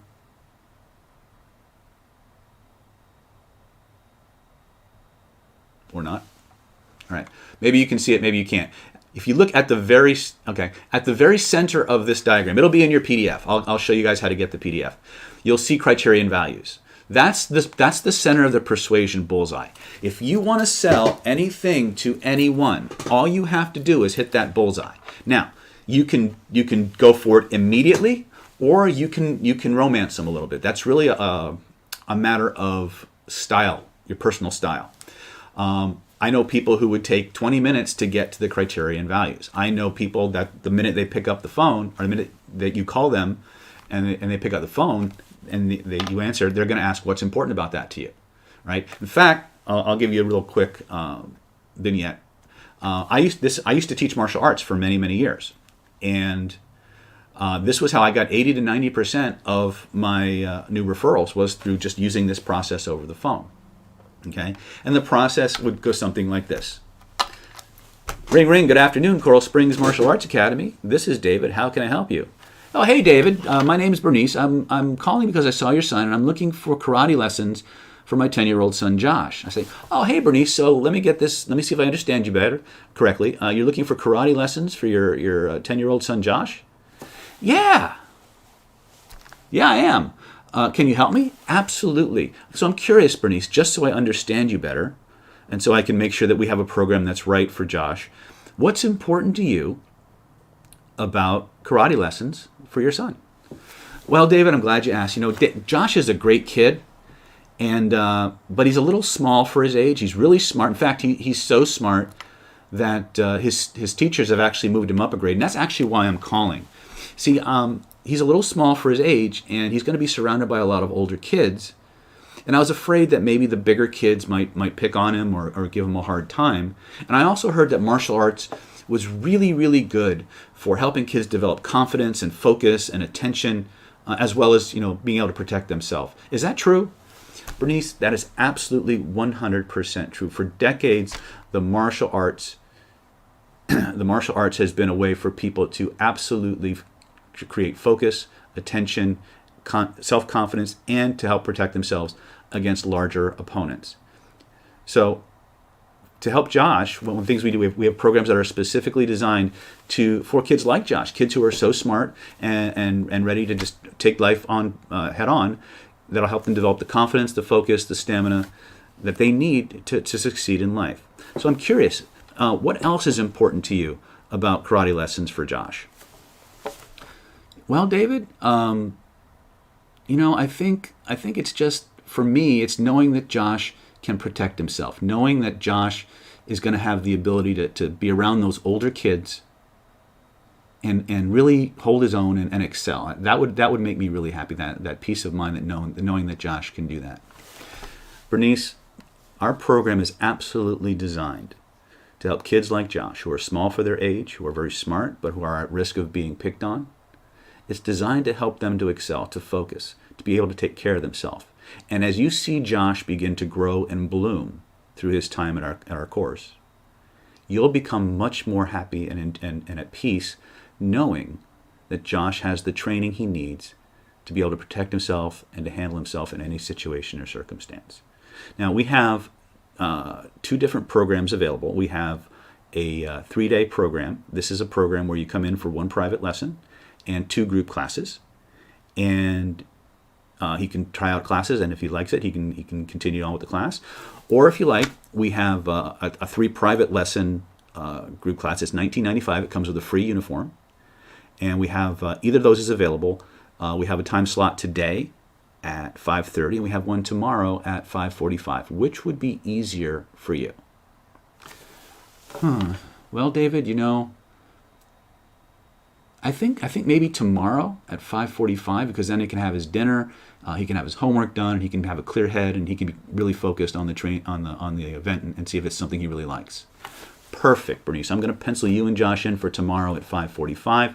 We'll see you there with bells on, and we'll talk to you soon. Have a great day. Now, 9 out of 10 people would show up just by me repeating their very own words back to them.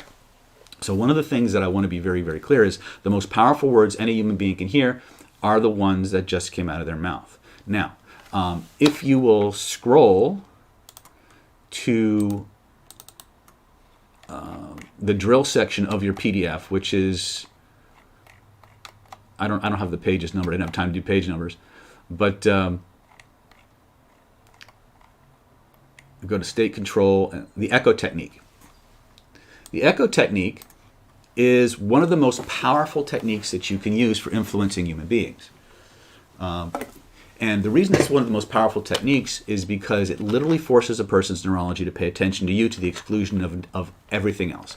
Let me ask you a question. Have you ever been at a party, and maybe it's a big noisy party, and you're on one side of the room having a conversation, and then somebody across the room mentions your name, and from across a crowded room with all that noise, you turn around and you look at the person who just said your name? How does that happen? It's because our nervous systems are selfish. Your nervous system has 2 levels of awareness, conscious and unconscious, or other than conscious. Your other than conscious nervous system is always scanning the environment for anything that it thinks is relevant to itself. Okay? And so the moment it hears its own name, it orients on you. The reason we want to use the echo technique is because it hits just about every single level of that persuasion diagram. When you use the echo technique, it literally forces a person's neurology to pay attention exclusively to you. It matches every single neurological filter in their brain. In other words, if you have a bunch of values and then you have all these other things other considerations, whatever comes out of their mouth is going to be a key to lock fit to that value system. So it's automatically going to amplify rapport. It's going to cause them to feel validated, heard, understood. The barriers to intimacy are going to drop. They're going to feel more comfortable with you. They're going to feel like you're actually paying attention to them, which escalates your rapport. And what it's going to do is it's going to prime them to continue talking even more. And as they continue to talk, the longer they talk, the more connected to you they become, the more trusting of you they become. Okay? This is not, you don't have to believe this, just go out and do it. Okay? It primes your target to keep talking, so they're going to continue to volunteer information to you, information that you can use to create a presentation on the fly that is a perfect fit for them. Now remember, everything that they're going to do, every decision they're going to make is going to be based on their emotional state and their values. The fastest way to change a person's emotional state is to change yours first. And that's why we talk about state control having to come first. Control your state, get rapport, use your language, manage the state of the subject, jump into their process, and bond to their values. The more rapidly and easily you bond to their values, the more they just want to do business with you by default. When I had my clinic for 15 years in Solana Beach, 99% of the people who came in, all I did was ask them what's important to them about getting something handled, and they were there. They signed on the dotted line, and all I had to do was keeping them connected to what was important to them about that. And I'll talk about that in just a minute. But the echo technique is, again, when you look at this persuasion diagram, on the surface, it looks complicated, right? And there's training. There's a whole 5-day training that we devote to this. But one of the things, the connecting thread through all of these different layers, all of these different levels, is this echo technique that I'm talking about. The most powerful words any human being can hear are the ones that just came out of their mouth. Once you figure out what they want, you ask them the simple question, what's important about it? What's important about X, right? And then you want to ask the next question. The next question is, how do you know? How do you know when you're getting the house of your dreams? How do you know when you've found the ideal employee for this position? How do you know when you found the ideal member for this team? How do you know when you found the company where you know you can do the best job? It doesn't really matter what the context is, because human beings will make up a set of criteria and values for that. There's a version of this that we call the interview crusher. And in it, you can go into a job interview against people who are actually way more qualified than you. And at some point in the interviewer is always going to ask you, so I'm curious, do you have any questions, before we conclude the interview today, do you have any questions for me? That is your opportunity to set a context and ask these questions. Well, just so I understand you better, employees are like, jobs and corporations are a lot like families, are a lot like teams, and not everyone is a fit for everybody else. So I'm curious, Mr. Employer, just so I understand you better, or I'm curious, Mr. Wellness Coach, or I'm curious, Mr. Promoter, what's important to you about the right person for this job? And has there ever been anybody that you've had that was excelled, that checked all the boxes for you? What was that like? Now, the reason we ask these things is because when you ask this question, they're going to go in their brain, they're going to go through a time in their life when they either had somebody who fit that criteria, and they're going to describe it to you. Pay attention to what they say, and when you start describing yourself, use those same words, and it'll click, it'll connect emotionally with them. Now make sure you can honestly and ethically do this, all right? We don't want you lying to people. The other thing is when you ask people what's important about the ideal employee, they're going to give you a checklist of things that they're looking for. Now, when you're doing this, the important thing to remember is you only want to talk about the aspects of your product or your service that are directly relevant to what came out of their mouth. So if you have a CV or a features and benefits list that has 30 items on it, and the only thing that comes out of their mouth is 3 of those bullet points, if you deviate, don't believe me on this, I want you to test this. If you deviate from those 3 bullet points, you'll see the lights go off. But if you only talk about those 3 bullet points, the ones that directly match what came out of their mouth, you'll see them start to nod, their pupils will dilate, you'll see their blink rate slow down, you'll start to see them getting emotional, right? So how do we do this? How do we dig down use these 2 magic questions. Well, you just keep asking them.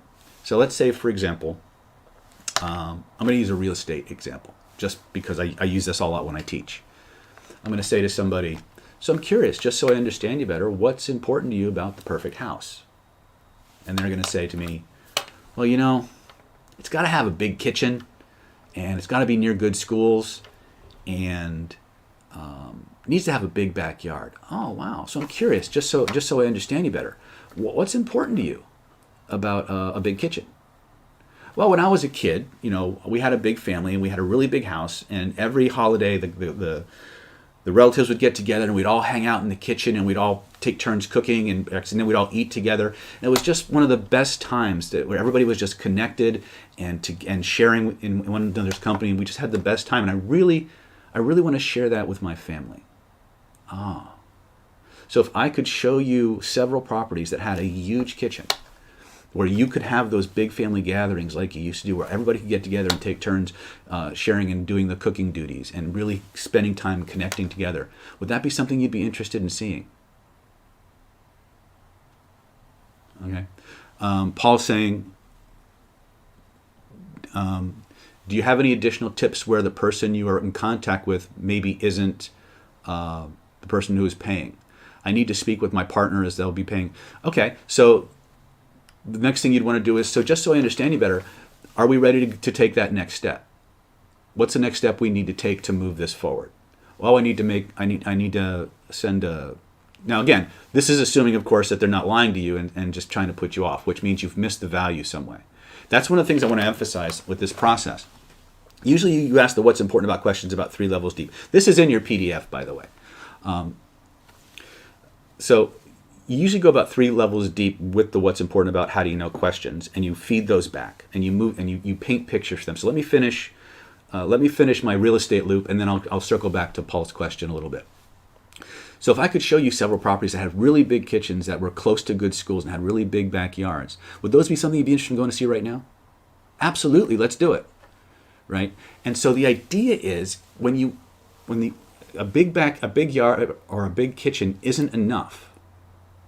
You can say those words, but until you understand what's important about the big kitchen, that's only a superficial level. Echo technique will get you there, but now you can drill deeper into the emotional reasons behind that particular criteria. Does that make sense? Because if you're doing this right, you'll see people get progressively more emotional with you, and as they get more emotional, they're becoming more open. And they start to associate you with the solution. So if you have somebody who has a partner, the first thing you have to do is get the person you're interviewing, the person that you're speaking with, completely on board. Or, conversely, get the other person in the room at the same time. But basically what you do is you wash, rinse, repeat. When I was, I shouldn't say this story because it was a naughty one, but I'm not real great at math. I'm just going to tell you that right up front. But once upon a time, I was in acupuncture school, and I had this opportunity to interview for the one of the local test prep. I won't mention the name. One of the local test prep organizations. Now, traditionally, those are three interviews, right? And so one of the very first things that you had to do at the interview was they wanted to see how you taught. Right? They wanted to see, can this person actually handle themselves in front of a live audience? So I'm watching everybody. One person is teaching how to make bruschetta, and the other person's teaching how to play tennis. And I thought to myself, how can I hack this? And when it was my turn, they asked me what I was going to teach. And I said, I'm going to teach how to win a job interview. And I said, I need a volunteer. And I pointed at the person conducting the interview. I said, would you help me with this? And I proceeded to say, Mr. Employer, or Mrs. I think it was a lady doing it at the time. And I said, I'm curious, just so I understand you better, what's important to you about the right person for this kind of position? What's important to you? What does this person absolutely have to have in order for you to feel confident and really be on board with this person? And she says, well, they've got to be eloquent. They've got to be able to explain complex issues in a very simple way. They need to be fun to listen to. They need to be somewhat of an entertainer while being educational at the same time. And they need to know their subject well. Excellent. Well, as we go through the interview, I think you'll rapidly discover that not only do I know my subject well, I can be entertaining from time to time. In fact, I can be a little goofy while still being educational. And I really do know my subject matter. And as you go through this process, you'll realize very, very quickly that I can obviously talk and handle myself in front of a group. And so basically what I did for the interview was just feedback what's important about and use as many I don't want to say excuses, but opportunities to repeat those words back to the interviewer as I could during the 10 or 15 minutes that I had. So when I was done with my mock interview, they said, okay, there's 2 more interviews that you need to go through, and we'll be in touch. So I'm driving home thinking, okay, I wonder how that's going to go. And I get back, I was driving to class, acupuncture class. Halfway through my acupuncture class, my phone rings.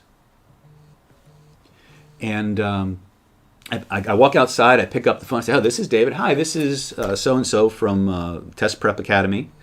Listen, we really liked your interview today. We'd like to go ahead and just offer you the job. How soon can you start? Now, I'd like to say that is just a one-time thing. I've done this multiple times, but not only have I done it, the people I've taught this to have been able to just move to the top of the list, even in front of people who have resumes and curriculum vitae that way outclass me. They can, if you do this properly, you don't even have to have the degrees necessary for the job, because, and not that you should do that. I'm telling you that's possible. Don't believe me though, test it. So to Paul's question, many times when you present this well, they'll skip steps for you. They'll offer you more money. They will call you up at all kinds of weird times of night, wondering why you didn't take the job or how they can get you in faster. But the idea is starting with the echo technique because it creates massive, massive rapport. But it also causes people it falls into their structure. If you were to take all the different systems that NLP teaches that you have to do to be effective in communication, NLP checks the echo technique and the criteria values elicitation process, or the emotional bonding checklist as we call it, checks most of those boxes. Use their words, find out what's important to them, how they know they're getting it, and use cause and effect and complex or future pacing language that puts them as having owned it into the future. Keep repeating that process, and at some point they'll hit what we call their convincer strategy. There's a certain amount of times that people have to move through content before their neurology grabs a hold of it and they act on it. Okay? Literally, if you know how to pay attention, human beings will tell you everything you need to know to be able to influence them to do what you want them to do. But you have to get yourself out of the way. You have to pay attention to the words that come out of their mouth. You have to validate what they say. So if you go back on this replay and you listen to each of the demos that I did, if you pay attention, you'll notice right before I echo a person's words and I give them back, I usually agree with them or acknowledge or validate what they said in some way. We call this the master echo sequence. The master echo sequence, which is also in your PDF, goes like this. You ask a question, you pay attention to the response, you validate that response, you echo their words, you ask again. Okay? Wash, rinse, repeat. When you do this, it matches every filter and value they have. It creates the sense of them that I've been heard, I've been understood. Right? And the best part is again, if you're one of the people like me, like I can talk forever about stuff I'm passionate about, but if you get around people who you don't have anything in common with, like if I love to talk about NLP and hypnosis and influence and persuasion, and you're around somebody who likes stamp collecting, this will save your life. Why? Not because stamp collecting is bad, but because everybody's nervous system is inherently selfish. And when people get an opportunity to talk about themselves, they automatically project onto the person they're talking at as being the generator of all those good feelings that they're having. So this is the best gift that you can give another human being, is to echo their words. Now, this echo formula, this echo technique specifically, this idea of giving back a person's very own words, has been validated in numerous different disciplines. Alexander Penland at Stanford University, in his study on honest signals, discovered that when you give a person back their very own words and gestures, they fall deeper into rapport. And people who did this had an average of 30 to 33% higher pay increases, more hires, you name it. Okay? Chris Voss, in his Tactical Empathy, in hostage negotiation, all about repeating the last few words a person said. David Grove, in Clean Language, discovered that when you give people back their own words, they open up. This is something that can complete, as simple as it is. My friend, the late James Situ, who was a co-trainer for Dr. Bandler, he loved and hated this technique. He loved and hated it because it was so simple. But literally, if you think about all the different processes that NLP wants to talk about, talking about a person's modalities, talking about a person's values, talking about a person's strategies, talking about a person's convincers and meta programs, this one technique, the echo technique, using their very own words, checks all those boxes with 0% chance of mistranslation. Now, the secret to this is you have to deliver it from a place of truly wanting to understand this person better and having a sincere desire to communicate. If you come from that place, even if they notice that you're using their very exact words, all you have to say is, I just want to make sure I understand you better and communicate that to you. Is that okay? Now, if they say no, you've got bigger problems, right? But that's going to cause them to just keep talking. And the best part about that is, the longer they talk, the deeper into rapport they become. And you become linked to that. They'll think you're the most fascinating conversationalist they've ever had. And they'll honestly want to work with you more. Now, once you've got that going and you add in I'm curious, what's important to you about X? What's important and how do you know? And you start feeding that back to people. Now they're going to start painting pictures in their mind of how good their life can be because of those values that you're satisfying. Now remember, the secret to doing this is only use the words that come out of their mouth, and only talk about the aspects of your product or service that directly satisfy that. Okay? If you're going through this process with people and you discover that what you have isn't a fit, tell them that. Tell them that. Okay?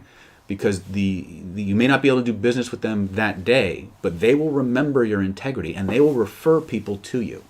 And they will look for another opportunity to work with you in the future. You see, the criterion values, the emotional bonding process, isn't about selling to people. It's about creating a relationship, finding out what they want, what they need, how they know they're getting it, and providing them an opportunity to buy it from you. If you apply this, you never have to sell to anybody ever again, right? And the secret is just keep them connected, using their words to the aspects of your product or service. The only variable is time. And when you sense they've given you the body language, the cues that they're ready to take the next step, all you have to say to them is, so how soon do you want to get started? Or conversely, what's the next step? This is for Paul. What's the next step we need to take to move this process forward for you? 9 times out of 10, they'll say, well, let's just set up the appointment. Let's sign the contract, right? But again, I don't need you to believe me. I just want you to go out and do this and play with it. Now, we have a more in-depth training. In the back of your PDF, we have some gifts for you. For those of you who have been on the call today with me, there's a free boot camp that we're doing. The QR code is there. In fact, I was going to show you the QR code, but Bernardo beat me to it. For those of you who actually get on our mailing list, I will send you a download link for one of my most popular video programs. This program is a training I did with my good friend James Situ many years ago. It's called Stealth Selling Secrets. And it's all about the process that I've just outlined for you. You'll actually see one guy, he was a pharmaceutical salesman. And he fought us tooth and nail during that training. He did not want to believe this would work. You will actually see us use this process on him to convert him to this particular process. He actually went on to become a champion of this. I don't have a lot of time to tell the story, but let's just say he had the worst job hunting luck in history. He would use this, he went out, he'd nail another job, and within 2 or 3 weeks, they would downsize, he'd be out of a job. He had to use this 3 times in a row to get a job. After the 4th or 5th time, he says, you know what? I'm just going to start my own business because I know I can get a job anytime I want. And he would come to trainings, and when we would come to the section where we were going to teach this process, he would jump up and down like Horseshack from Welcome Back, Kotter, say, "Can I teach this?" And he would tell people their own pen using this process. Right? It's amazing. So for those of you, Anna says, I've done relationship selling for years, and this has been very helpful to do that even better. Thank you. I'm glad. Again, there's whole trainings involved. Tap the QR code, and I will send you a link to download that video course. David, thank you so much.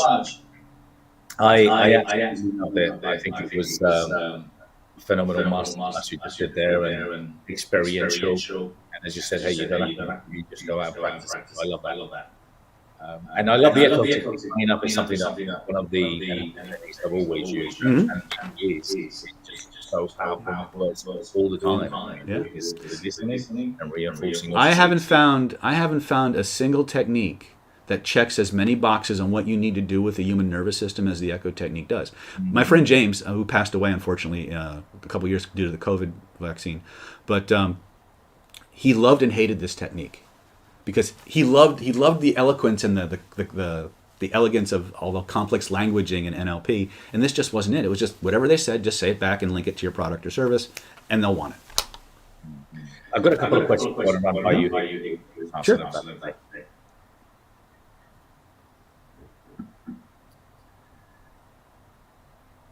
Do you want me to read that, or you want to read it? Yes, please. Yeah. Okay. Alex Zaredovich says, what would you suggest to do to get deeper with the next question you may ask? Sometimes getting simple answers makes it hard to echo and get deeper connection.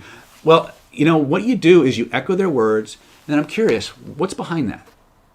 What's behind that is a great question. I'm curious, what's your, like when I'm doing like 3 magic questions or something like that, if I'm talking to somebody about how they decided to do a certain job, I might say, well, I bet there's an origin story there. How did you decide that? How was that for you? How did you come to that conclusion? Right? These are things, again, when you echo their words and then you tack on the next question, first of all, a lot of times they'll volunteer the next level. That's one of the things therapeutically we discovered too, is you have somebody who's having trouble remembering, like if I'm doing trauma resolution, you have somebody who's having difficulty remembering what came next. If all you do is repeat everything they said in that sequence of events, right up to what they forgot, the next link in the chain will 9 times out of 10 spontaneously pop up. And you can just inch your way up to the moment they encoded the trauma and fix it there. It's no different in selling. It's no different in any form of dialogue. If you just repeat back what they said, they'll want to automatically elaborate on it. So a lot of times all you got to do is repeat back and wait, and they'll just self-disclose. Does that help? Thank you. Another great question. I'm curious, as you're getting a simple answer after asking what's important to you about, such as I don't know or I'm not sure. Well, I'm curious for it. Pretend for a moment that you did know. What might, and this is a secret, ask them, what might it be? Because what happens a lot of times, if you ask them, pretend, or like a lot of times people who are classically trained in NLP say, well, if you were to know, what would it be? They say, and it engenders automatic reactance in about 50% of the people. Well, I don't know. Well, I'm curious, if you knew what might it be?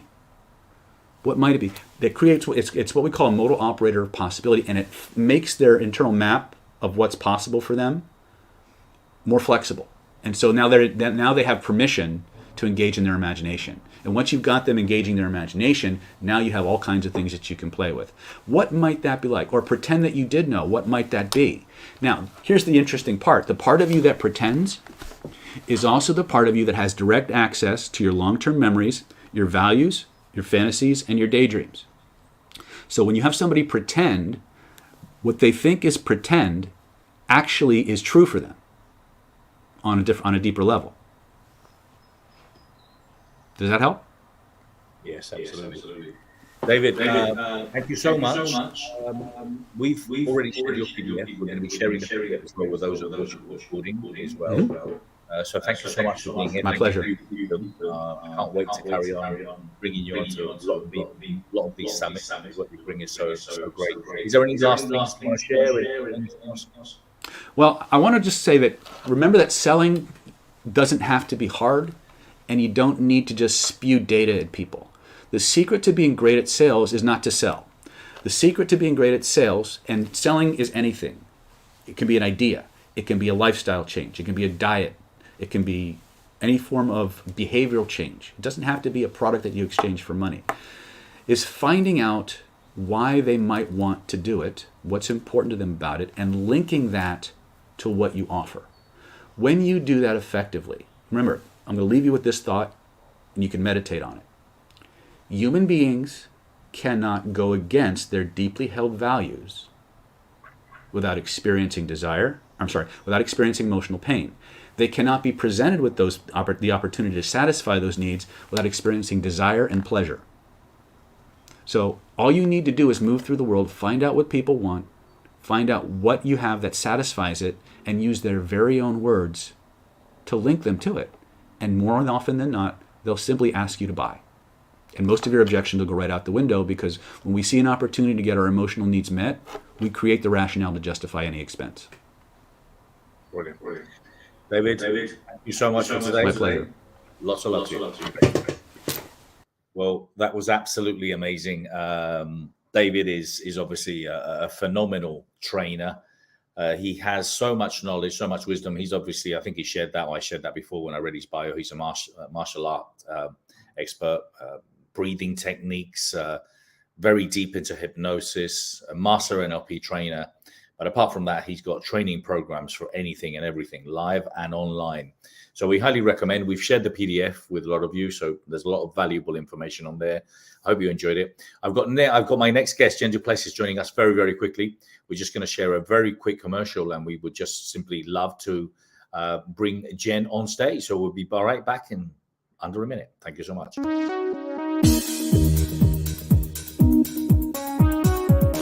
The Best You Expo has a history of connecting inspirational speakers, leaders, with those looking at becoming the best version of themselves. Previous speakers like Dave Asprey, Jim Quick, Marissa Peer, Les Brown, Jack Canfield, Brian Rose, Paul McKenna, Barbara De Angelis, Marie Diamond, Dr. John DeMartini, Baroness Michelle Monk, and many more. The Best You Expo has promoted over 1,000 speakers and has been attended by over 100,000 people. International events have been held in the UK and in California, and the Best You Expo will be coming back in 2024 to Las Vegas, bigger, bolder. The Best You Expo will also be streaming on the Best You TV, and this event is for anyone and everyone that wants to commit, reach, and inspire. So act now. Get involved. For more information, go to www.thebestyouexpo.com. Well, let me read very quickly Jen's bio. Jen is affectionately known as the Impact and Scaling Mentor, and is the leading expert in creating world-class teams. A financial services industry veteran of 4 decades that was listed in the top 200 mortgage originators nationally, funding over $1 billion in mortgage loans. Jen works with high-achieving sales professionals, leaders, and entrepreneurs who are stuck at 6 figures and want to reach 7 per year. With numerous #1 best-selling books, host of 2 top-ranking podcasts, and a producer and host of her TV shows, Tell Me I Can't, reaching over 350 million homes monthly on over 85 streaming media networks. She is highly sought-after charismatic speaker, having shared stages with such icons as Tony Robbins, Les Brown, Darren Hardy, Jeff Hoffman, Sharon Lecter, and many more, as well as being featured in numerous articles and covers of national recognized magazines, including LA Weekly and Success Profiles magazine. Jen believes it's time to move from working in and on your business to living above and beyond your business. So I'm very excited to bring here Mrs. Jen Plessis. Jen, how are you? Good. How are you? How are Very you? good. I'm so excited. I'm kind of wrapping this up today, aren't I? You are wrapping it today. You're wrapping it today. It's No, it's been I fantastic, can't to be wait. honest. We've had it's been 3 great, brilliant days with so many great experts bringing so many essential things. So you're the highlight, obviously, you know, the creme de la fond, the little ice on the cake. So I'm very Okay. grateful to have you. That's Yeah, I'm so happy to be here, and it's so great to see you, Bernardo. I know we trade audio videos or audio, all the time, but it's just good to see you and to be with you and be in your presence. So thank you so much for having me here today. I'm just so delighted to be here. No, and I'm very grateful. And guys, you're in for a treat. Jen's spoken at multiple events of ours. She's a dear friend, and she is the real deal. So Jen, the floor is yours, and we'll bring the slides whenever you're ready. Thank you so much. Okay, yeah. No, you can bring the slides on right now. We're gonna dig in.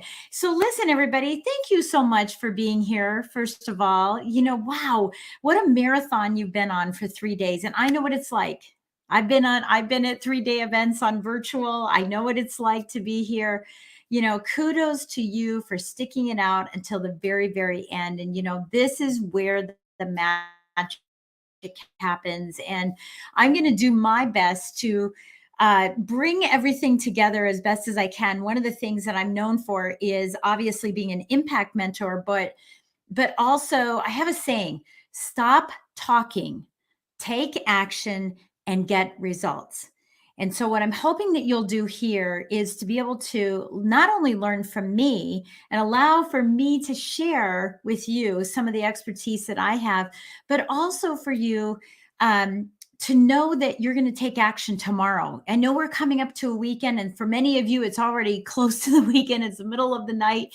And I thank you for that. But, if we just let this stuff die off over the weekend, the odds are that we're not going to take any action on what we've learned over these last 3 days. And that would just be a horrible, horrible situation. So I'm hoping that that's what I can do for you here today. But I'm going to talk specifically about entrepreneurial leadership and letting go to grow.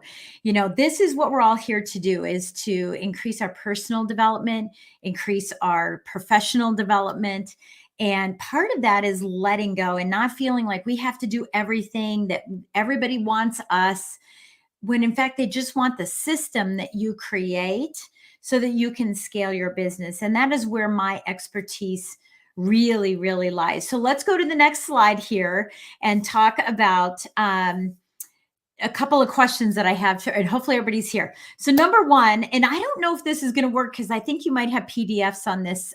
So we'll see what happens. But, let's just ask a couple of questions. Are you feeling stuck in your business? Now, I talk to a lot of business owners all the time. And this is one of the things that everyone's feeling like, I'm really stuck. I hit this glass ceiling. And I have a podcast called Success to Significance: Life After Breaking Through Glass Ceilings. But are you stuck? Put that in the chat. Yeah. I'm stuck a little bit. I can't seem to get past that one point. And we'll talk about that here in a minute. So number one, do you feel stuck in your business? Number two, are you wondering if your business will ever start growing beyond where it's at now? Isn't that why you became an entrepreneur, right? Is to grow your business. The sky's the limit. Except that we have this glass ceiling, and a lot of times that we don't get to that limit. And I really want that for people. And anybody who knows me knows that my heart is just pumping for you to be able to have that opportunity to have the sky be the limit. And the last question I have for you is, do you feel like you're working endless hours? The great Les Brown's, and I was so fortunate to be on his speaking faculty and travel with him. He says this, he says, look, if you'll do what's hard, your life will be easy. If you do what's easy, avoidance, right? If you do what's easy, your life will be hard. Now, what most people think, and this is what I learned from him, because I thought, okay, I'm going to do what's hard, and then my life will just be easy. So I'll just work all these hours. Really what it is it's not working the long hours. It's not working hard like that. It's doing the hard work, putting the hard work in, the things that you don't want to do right now. That's when your life will become easy. And what I know about that, if we can go to the next slide, what I know about that is that mindset plus methods equals momentum. And we're going to get that slide up here in a minute. I hope. Let us know. That would be good. If we can get those slides going. Mindset plus methods equals momentum. You know, one of the things that you know, I learned in my career, in my four decades, I thought that was reserved for like estate planners, right? 4 decades. But in my 4 decades is that I was all about the methods. Like, I know the methodology, you know, and Dr. David Snyder was just talking about it. And by the way, I loved what he talked about, because that is so up my alley about relationships. And I'm going to talk about that today, just a brief second. I'm not going to get too deep in it because I don't want to take from what he said. I loved what he said. But those relationships are really, really important. But if we stick with just the methods and the mechanics and, oh, I have this question and you answered, and now I have to answer it back, we're not going to get where we want to go. And if we also have the mindset of just manifesting, right? I'm just going to manifest that I'm going to make money. I'm going to manifest that my clients will come to me. That's not going to be enough. You have to combine the two to create true momentum in your business. And so today, if we can go to the next slide, today what we're going to talk about is we're going to talk about 3 specific things. We're going to talk about a lot of things. Now, prepare yourself, because I am a fast talker. I'm from the East Coast in the United States. Not originally. I'm actually from Colorado, where we spoke slower. I learned to speak faster. I'm going to talk about a lot of things, so I want you to take a lot of notes if you can. Because there's going to be a lot of wonderful little bites. We'll just call them bites here.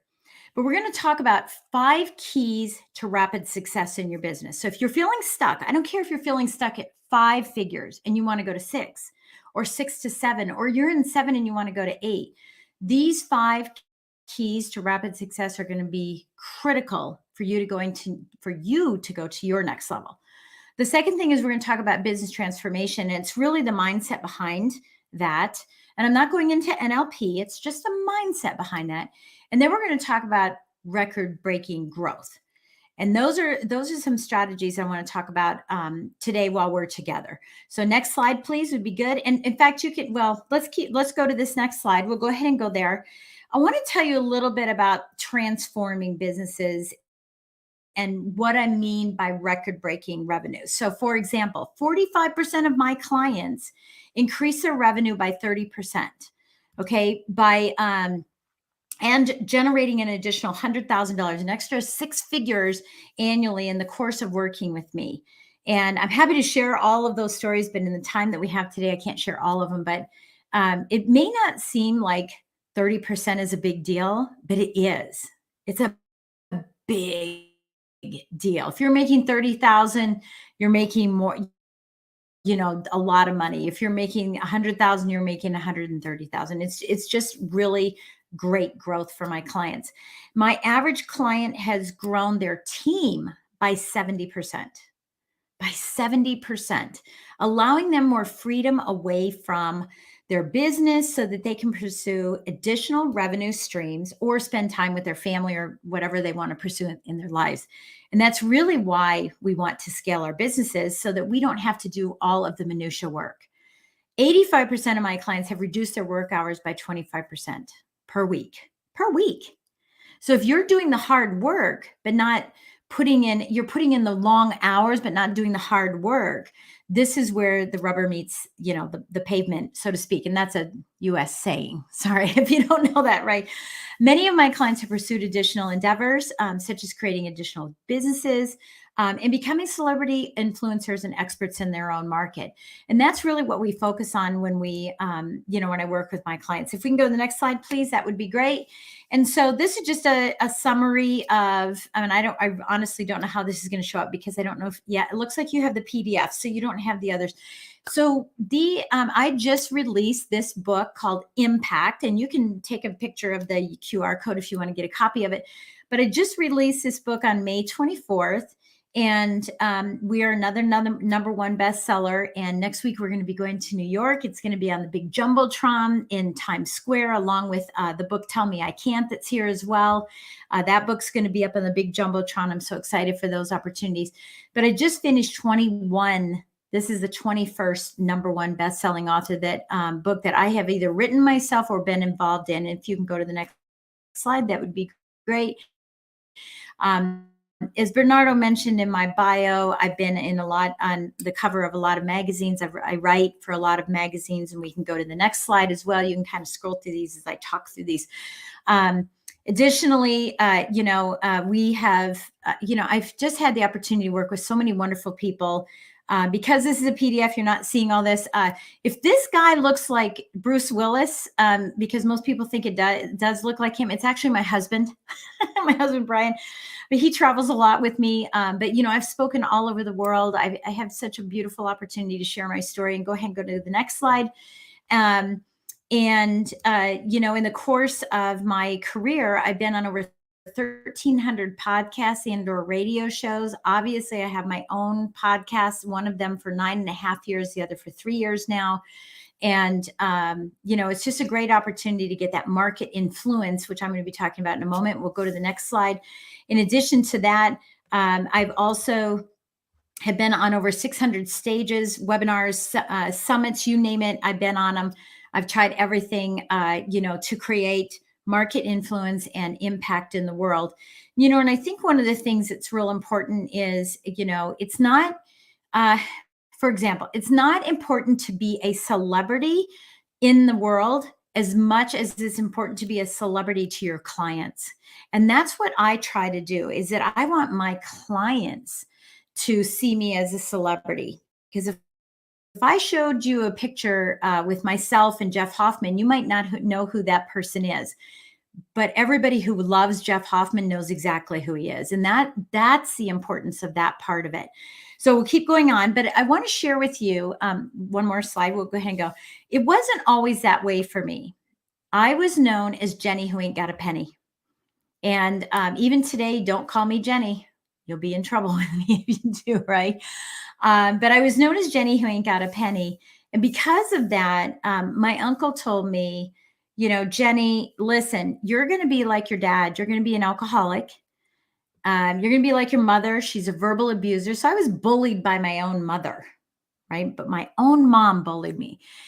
And, you're going to be poor because they're poor. You're going to be the black sheep of the family because that's what they are. All of these things are going to happen to you. You're really going to be, without saying these words, he said, you're basically going to be worthless, right? And at least that's how I accepted it.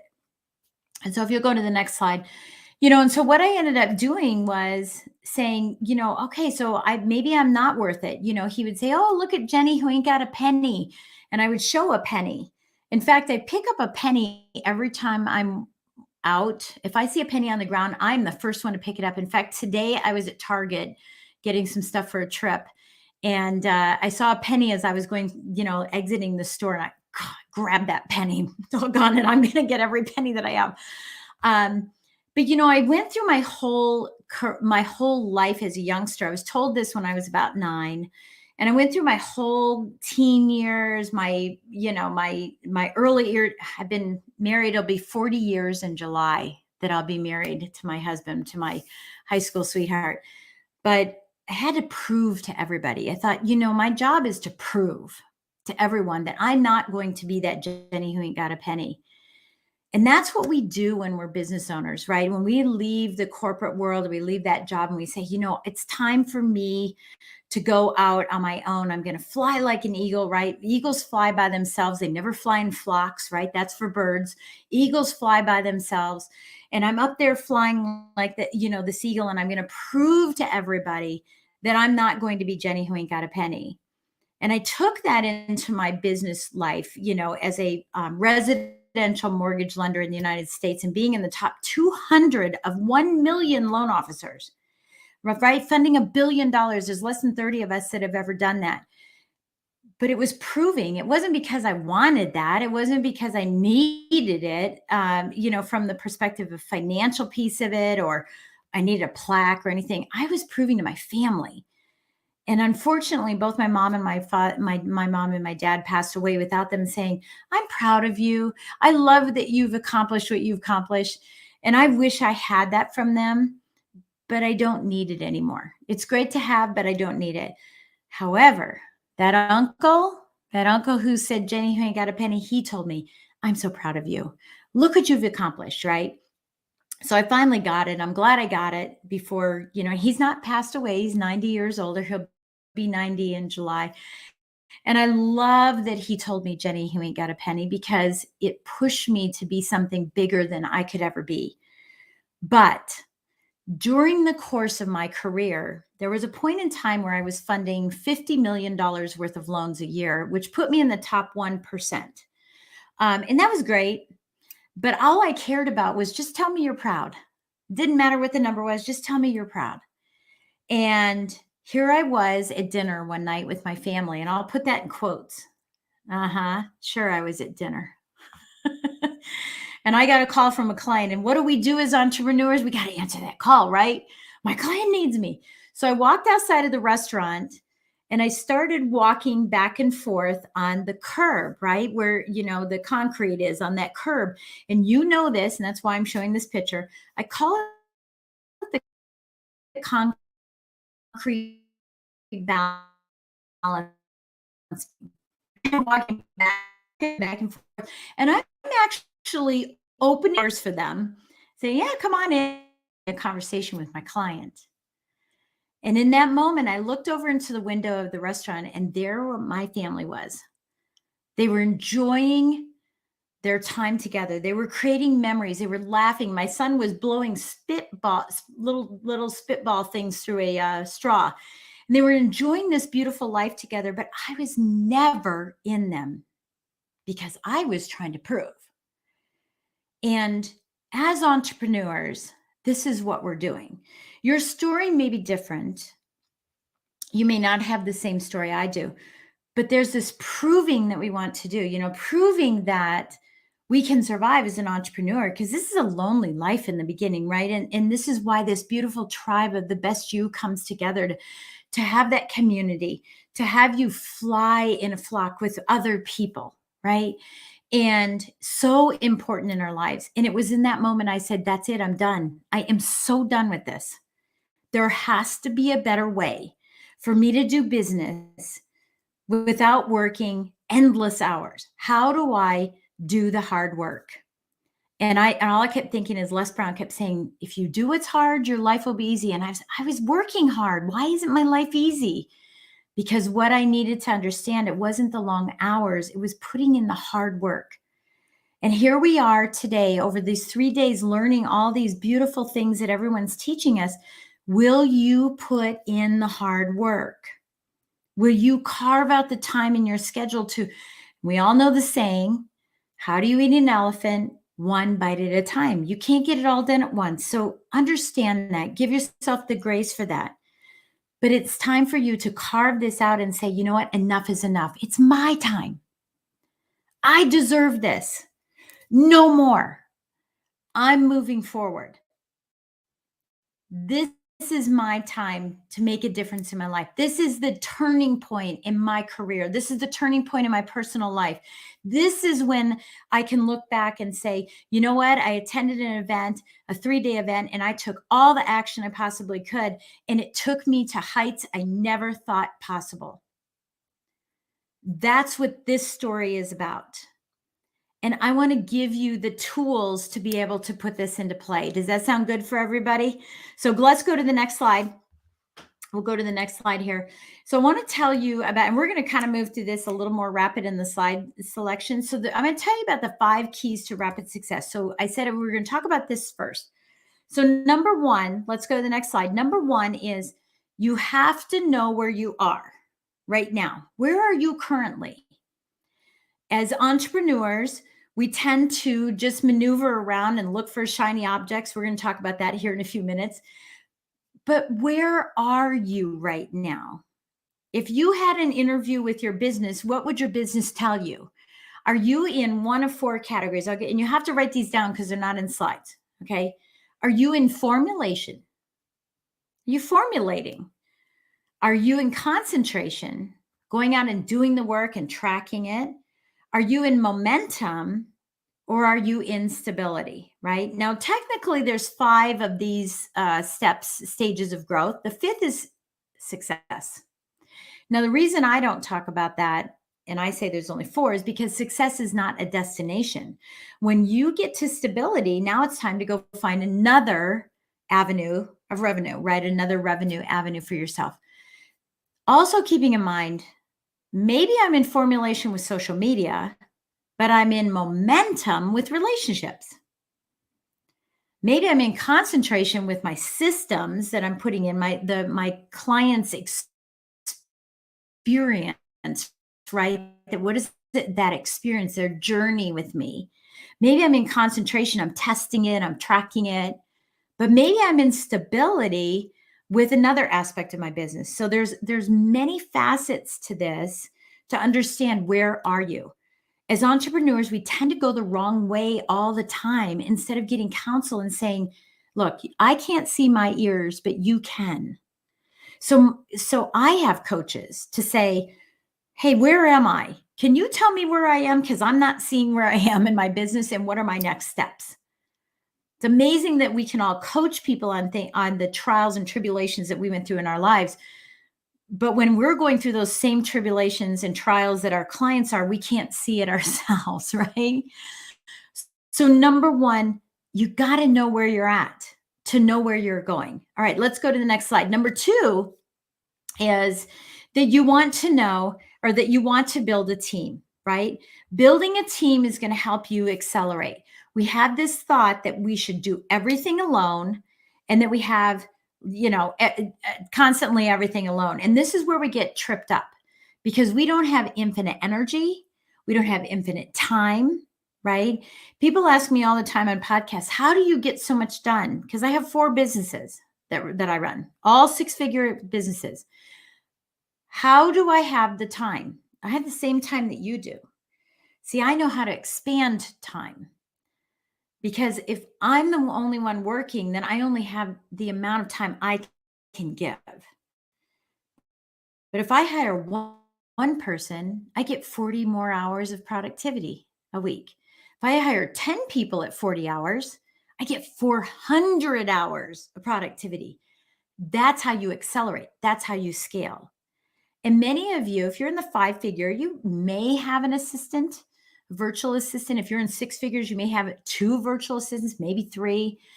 And I know it takes time to get there, but understand that it could take you 3-4 years to accomplish something you could accomplish in 6 months if you just let go to grow. Let go to grow. You aren't the only one who can do the things that you think you're doing really well. So that is a key to success. So the next slide is number 3, which is hire a mentor. A lot of times we say, yeah, but they're expensive, right? A mentor is expensive. Well, it's more expensive not to hire a mentor.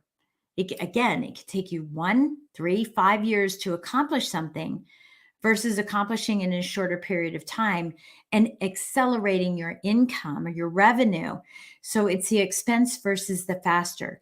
And many of you may be thinking, oh, I'm not ready for a mentor, not from a financial perspective, but I don't have enough business to hire a mentor. You can't afford not to. You really can't. And it really accelerated my business when I talked about me doing 50 million a year and being in the top 1%. Once I figured out these 5 keys, I got a plaque in the mail one day in my office. I got this big plaque in the mail. I should get it here one day. Big plaque in the mail. And it said, you're in the top 200 out of 785,000 loan officers in the country. You're in the top 200. I didn't even know where I was, right? That's not knowing where you're at. How much further could I have been? How much more opportunity was there that I left on the table, right? Over that period of time, hiring a mentor who's walked the walk and knows how to get you there faster is critical to your success.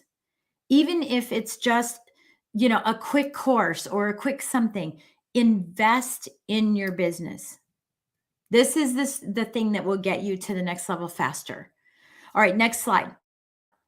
Number 4, growing a community. Now, the only thing I'm going to talk about this is the SOS factor versus relationships, because Dr. David Ryder just explained this beautifully. I love this. I'm all about relationships. We tend to look for shiny objects. We tend to look for the magic bullet that's going to solve all of our problems in our business.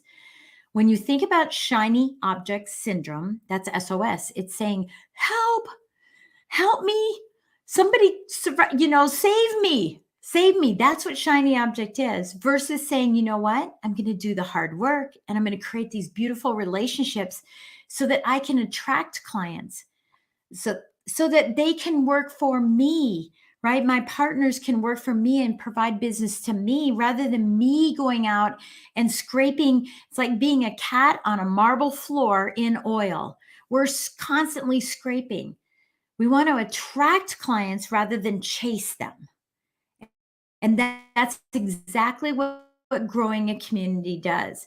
And so often, so many people just don't understand the importance of how to grow that community. I love that he has some questions for you. And I have questions too, but I love that he has these questions for you, because we tend to do one and done, right? I met with someone and now I'm done and we never worked together. Well, what if we could do one and one, constantly growing that relationship? So that's all I'm going to say about that. Let's go ahead and go to the next slide. And then the fifth one that I think is the most important one is systems for follow through. And I think that we don't necessarily follow through. And if we do, we don't really have a systematic approach to it. I call it random acts of follow through. Like random, I wake up in the middle of the night and I never called them back. I never responded to their text. We need to have a systematic approach, because if we don't have this, then all of this effort that we do to create the relationships, to get a mentor, to, have knowing where we're at and knowing what our next steps are going to be, all of these actions are all for naught if we don't have a way to systematically serve our clients and create an experiential journey for them. And an experiential journey, we tend to think, got to lead, close some business next. Got to lead, close some business next. And we put our binoculars on and we're looking for another lead. And when we have acres and acres of diamonds underneath us, we worked so hard to get these clients in.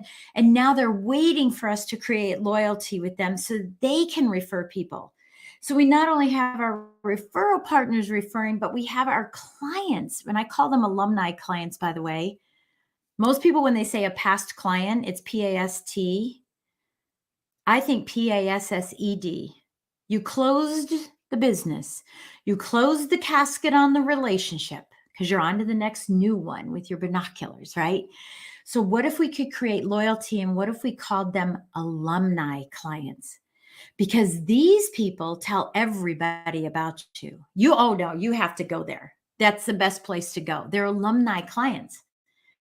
And what do alumni do? If we think about our universities and our colleges, they send money to the college, right? They invest in that college or that university.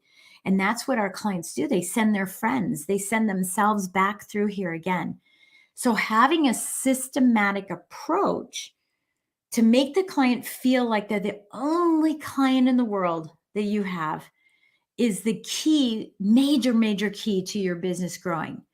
So those are the 5 keys. So I told you I was going to talk about the 5 keys. So let's go ahead and go to the next slide. Then I'm going to talk about this. How's everybody doing, by the way? Boy, I got all kinds of stuff, right? Hopefully you're taking tons and tons of notes here, right? Tons and tons of notes. So the next is your business transformation. We can go to the next slide on this as well. So we've all heard the phrase, stop working in your business and start working on your business.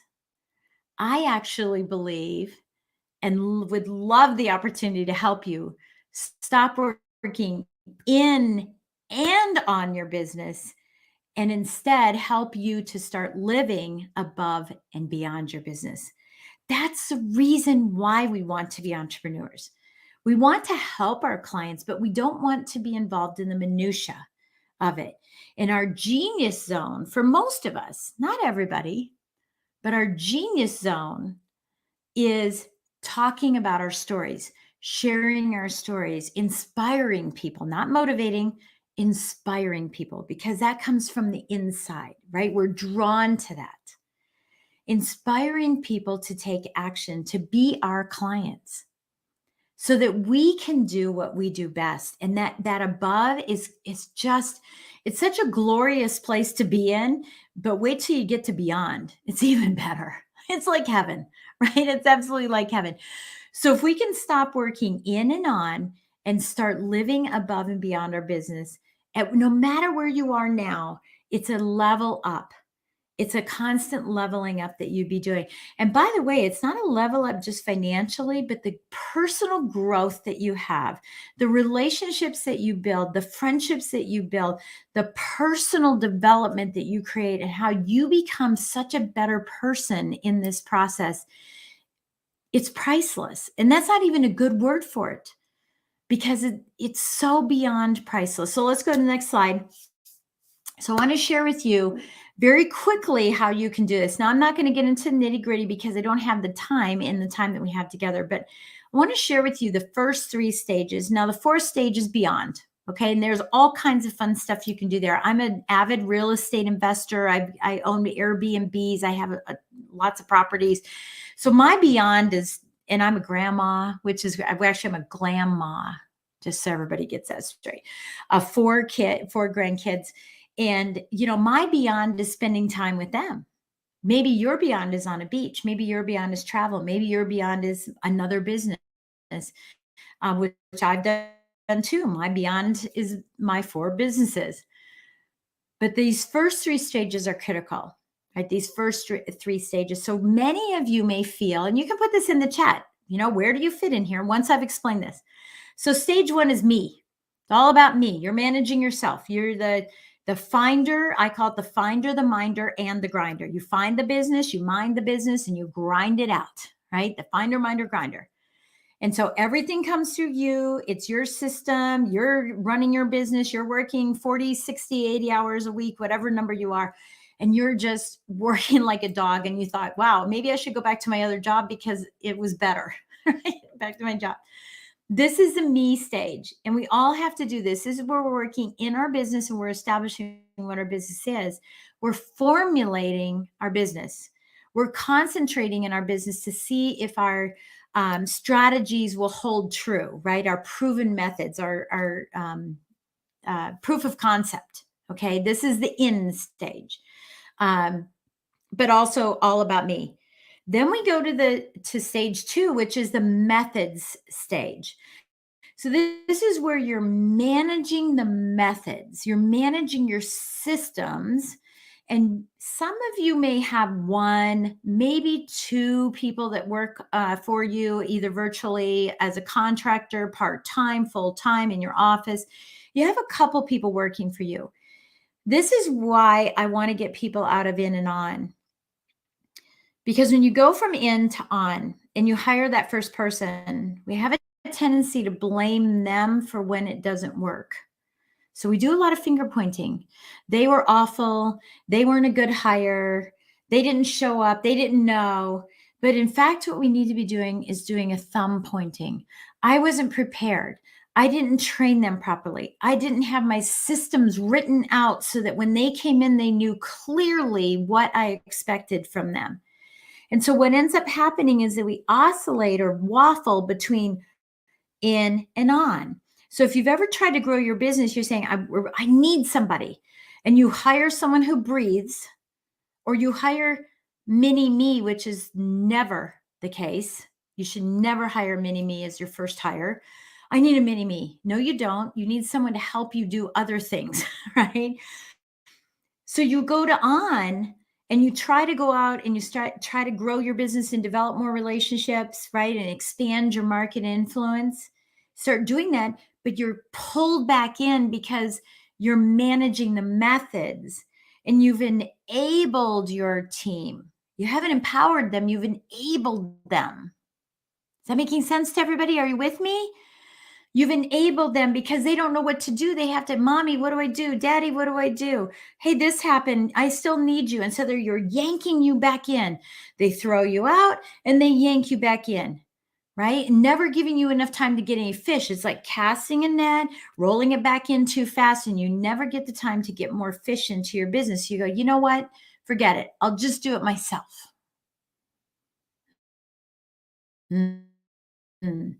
But this is where you'll stay and why I'm here to share with you. I want to help you get to that next level. So when we go to stage 3, this is when we're managing the message. We're empowering our team to be able to make decisions for us in our absence, because what we're the heart of the company, right? We're this big heart, and we're out trying to bring business in. And we've now trained our team. We've now empowered our team to make decisions on our behalf. And so this allows us to stay above and choose, by the way, choose to go in, choose to go on, to do more training, choose to hire more people, choose to go in to expand maybe a couple of more products, a couple more coaching programs. Choose to do that rather than being pulled back in to do it. And when we can get to the message, this is the magic sauce. Hopefully you're listening to this. This is the magic sauce. So let's go ahead and progress the pages, because I want to give you what is so important in this stage 3. And this is where your record-breaking growth happens. Otherwise, you're just back and forth, right? Otherwise, it just keeps going back and forth. So go ahead and advance the screen again. So this is my secret, okay? This is my secret. There are 3 V's to hyperscaling. So now we're in stage 3. We're working above our business. The only way we can stay there is if we can manage these 3 V's. And I heard Dr. Snyder talk about this very briefly at the end. Number 1, what is the vision of your company? Many of us will do a vision statement, a mission statement, right? All these things. And those are fantastic. But have you shared them with your team? Or are you coveting them? Or have you not really got clear about it and it's not even in writing? It's just, I want to make X amount of dollars. I want to make an impact in the world. Is it vague or is it very specific? And have you shared it with your team? This is the vision of this company. This is the vision of my team. Do they know that vision? Because they can't be you when you're away in the above if they don't know the vision. That's number 1. Number 2, what are your business core values? And I know many people have talked about core values, and that's wonderful over the last 3 days. You do have to have personal core values, but you also have to have business core values. So let me rephrase this. What are your non-negotiables? Do you respond to clients in 2 minutes, 2 hours, 24 hours? What's the deal? How do you respond to clients? What is a non-negotiable? These are the values we hold true in our business. And if your team members know your values, they're empowered to spread those values all around. And they don't have to call you to ask you, what was that value again? What is our requirement? You have to share that with them. And my favorite is your voice. You know you've made it, right? The day that you get a phone call from a client and you just are busy and you can't get back to them, right? Because you're doing the beautiful things you love to do. And you get back to them and you say, hey, I apologize for not getting back to you right away. And they're like, hey, don't worry about it. I already called your team member. It was almost like talking to you. It sounded the same because your voice now becomes part of your team. And a perfect example of this, and I can use this across the globe, Starbucks, across the globe. When you walk into a Starbucks, the first thing they say is, what can we get started for you? That is voice. If you walk into a McDonald's across the globe, the first thing they say is, can I take your order? That is voice. That's why it feels so comfy for me to go to Paris and order Starbucks, because it's just like being in the US for me. And I can go to Hawaii, which happens to be the US, but there's such a Japanese influence, right? They have rice at McDonald's. I thought that was so funny, but it feels like McDonald's because that's voice. That's how you scale. So are you formal? Are you hilarious? Are you humorous? Do you use foul language? Do you never use foul language? Do you use emojis? Or do you write things out like an essay, or are you just short and to the point? You've got to know your voice, and you have to share that with your team so that you can play above and grow your business. This is where the hyperscaling happens and that record-breaking growth happens. And when that happens, it allows you to say, I'm out. You guys can run this on your own, and I'm on to the next big adventure in my life or in my profession. So is that making sense with you? So go ahead and go to the next slide. So here's what we covered very quickly. 5 keys to rapid success. Look at those 5 keys. Do you know where you're at? Do you have a mentor? Have you thought about a team? Are you surrounding yourself with a community? Right? Or do you have systems? Or are they all up here? Because you'll never grow if they're up here. And you're just going to have to do the same work over and over and over and over again. And if that's what you want, that's fantastic. Because I want what you want. Some people want financial success. Others want freedom of time success. There's a lot of different types of success, and don't live everyone else's thoughts about what it is. You know, and I say that about a lot of times about myself, is that I'm not about all this fancy stuff. I'm about the experience of life. That's what I'm looking to accomplish. So we've talked about the 5 keys to rapid success. We talked about the mindset of business transformation of, yeah, I don't want to work in and on my business. I want to start working and looking towards how I can live above and beyond my business. Let me do the hard work. Not the working hard. Let me do the hard work now so that it can be easier later. And last but not least, the record-breaking growth. Creating those 3 V's, right? Creating those beautiful 3 V's so that your team is empowered to act on your behalf, so you don't have to be there 24/7, 365, if that's making sense. Next slide. And then we'll open it up for questions. Next slide. So here's the scoop. So I have a course, and Bernardo, you'll get the QR code up there. I have a course. It's a very quick course. It is not a bunch of slides. It's me talking to you, giving you some quick assignments. In fact, I think I recorded the whole course, and I think in 4 hours. That's it. But we have a course called Letting Go, the key to scaling your business, where I can walk you through each one of these steps and give you quick assignments to say, okay, now go make your list. Now go find out what your voice is. Now go do this. All of those pieces there for you. And I also have a free gift for you, which is 7 strategies to transform your business mindset. Things like, what are my boundaries? What are my core values? If my core value is family, then why am I eating dinner cold every night because everybody gave up on me? If my core value is family, then why am I answering that phone call and walking that concrete balance beam outside of the restaurant while they're creating memories that I'm not a part of? That's not life. That's not success.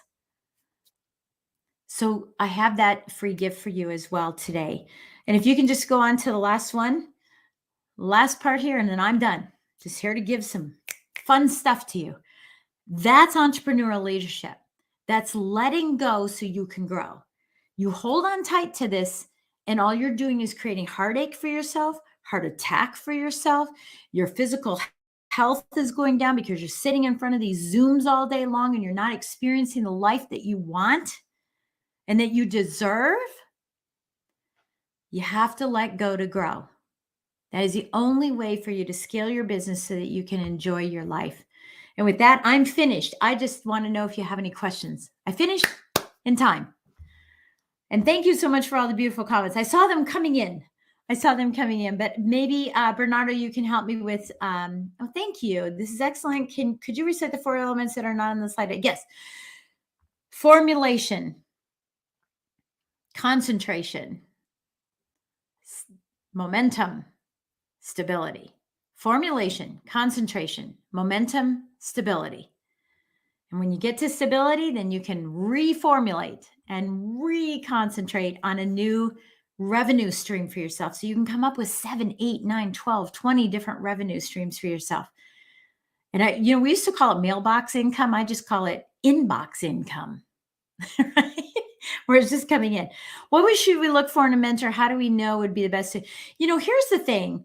Thank you so much for that question, Paul. It's such a great question. You hear people oscillating back between coach and mentor.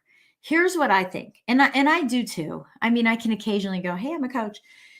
The thing is, a coach usually is someone who's never played the game. Let's use a sports analysis,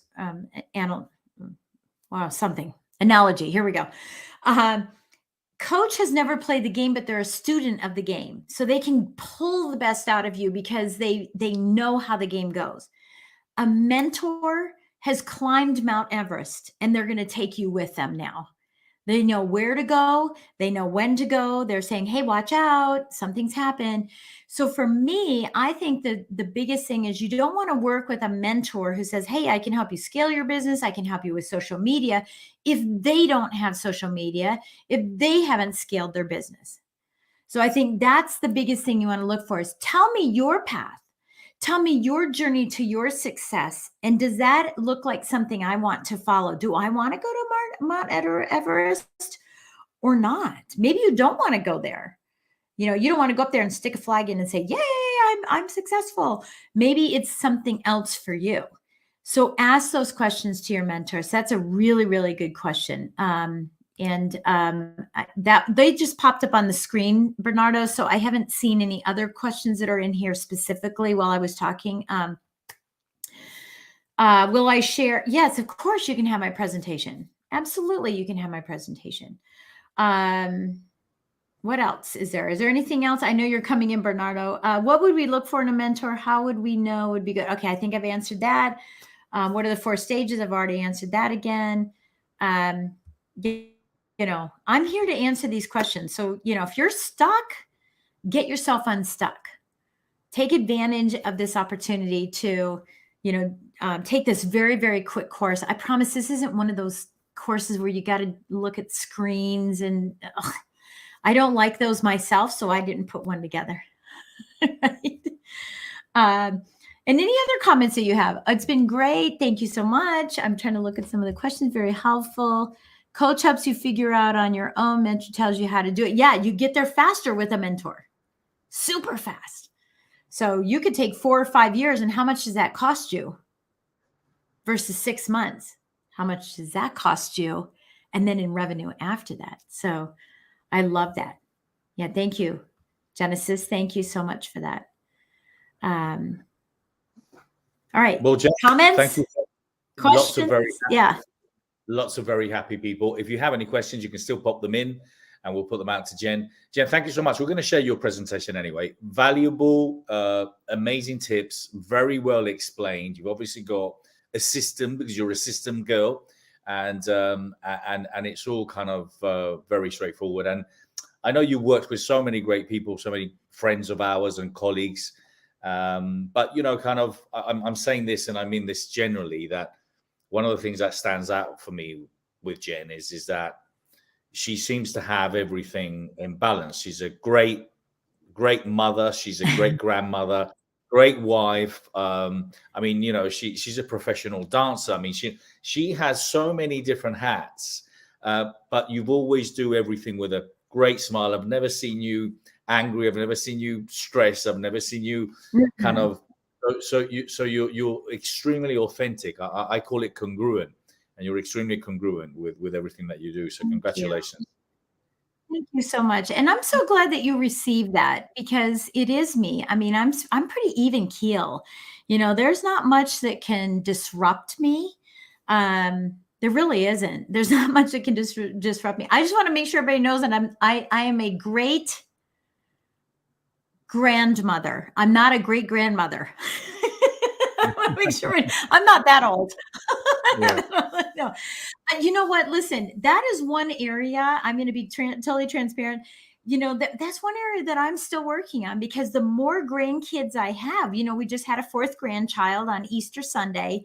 The more grandkids I have, the more of a challenge it becomes to not be a part-time grandma to them. And so it means that ironically, just as he was born, our newest one was born, I was doing, okay, so how do I shift my business so that I can find the time, and I don't want to find the time, be available to spend time with this fourth one, because now I have another one I have to spend time with. So that means something else has to be given up. And of course, I won't give up my dancing. I won't give up my shooting. I won't give up my boating, right? I do a lot of boating. I'm a captain on a boat. I won't do any of that, So how do I find that time in pulling back on my business? So I've become an expert at, efficiencies to still accomplish. And, that's what's so fun about this. I mean, it just keeps life interesting, doesn't it? It really does. Absolutely does. Well, Jen, listen, thank you so much. I want to thank everyone that was here with Jen. We are sharing, we've shared your presentation already. I think we've shared it within the Zoom. We're going to be sharing also in the people that are watching the recording. We've had over 600-700 people register for this. So there's going to be hundreds more watching this as a recording. We highly recommend that you connect with Jen and take advantage of her free offers and products as well. So Jen, thank you so much. Okay. One quick thing. Genesis asked a question. I just want to give her the answer. What kind of dancing do I do? Are you ready for this? So I do ballroom, Latin, and swing competitive dancing. Wow. That's the answer. My favorite is Viennese waltz. If anybody wants to know, my favorite's Viennese waltz. So, wow. Thank you all so much. God bless you for staying here through the 3 days. What an accomplishment that is. Bernardo, thank you so much. Your heart is always so big, giving to so many people. It's just been an honor to be here. And I know that this is going to propel my weekend into a beautiful, fun weekend, knowing that I was able to share, and it was because you allowed me to do that. Thank you. And you definitely did. Thank you so much, Jen. Lovely to see you. Take care. Lots of love. May the best be with you. Thank you so much.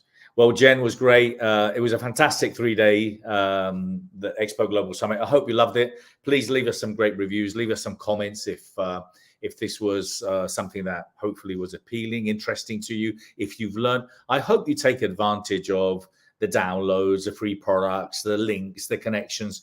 Look, Bill said it yesterday. Connect with each and every one of them. I can't tell you. I get quite a lot of people, obviously, that want to speak at our events, but I don't get a lot of people asking me questions or, Bernardo, would you consider this? Would you consider that? Or would you speak on my podcast? I don't know. A lot of times people feel shy. I don't know why.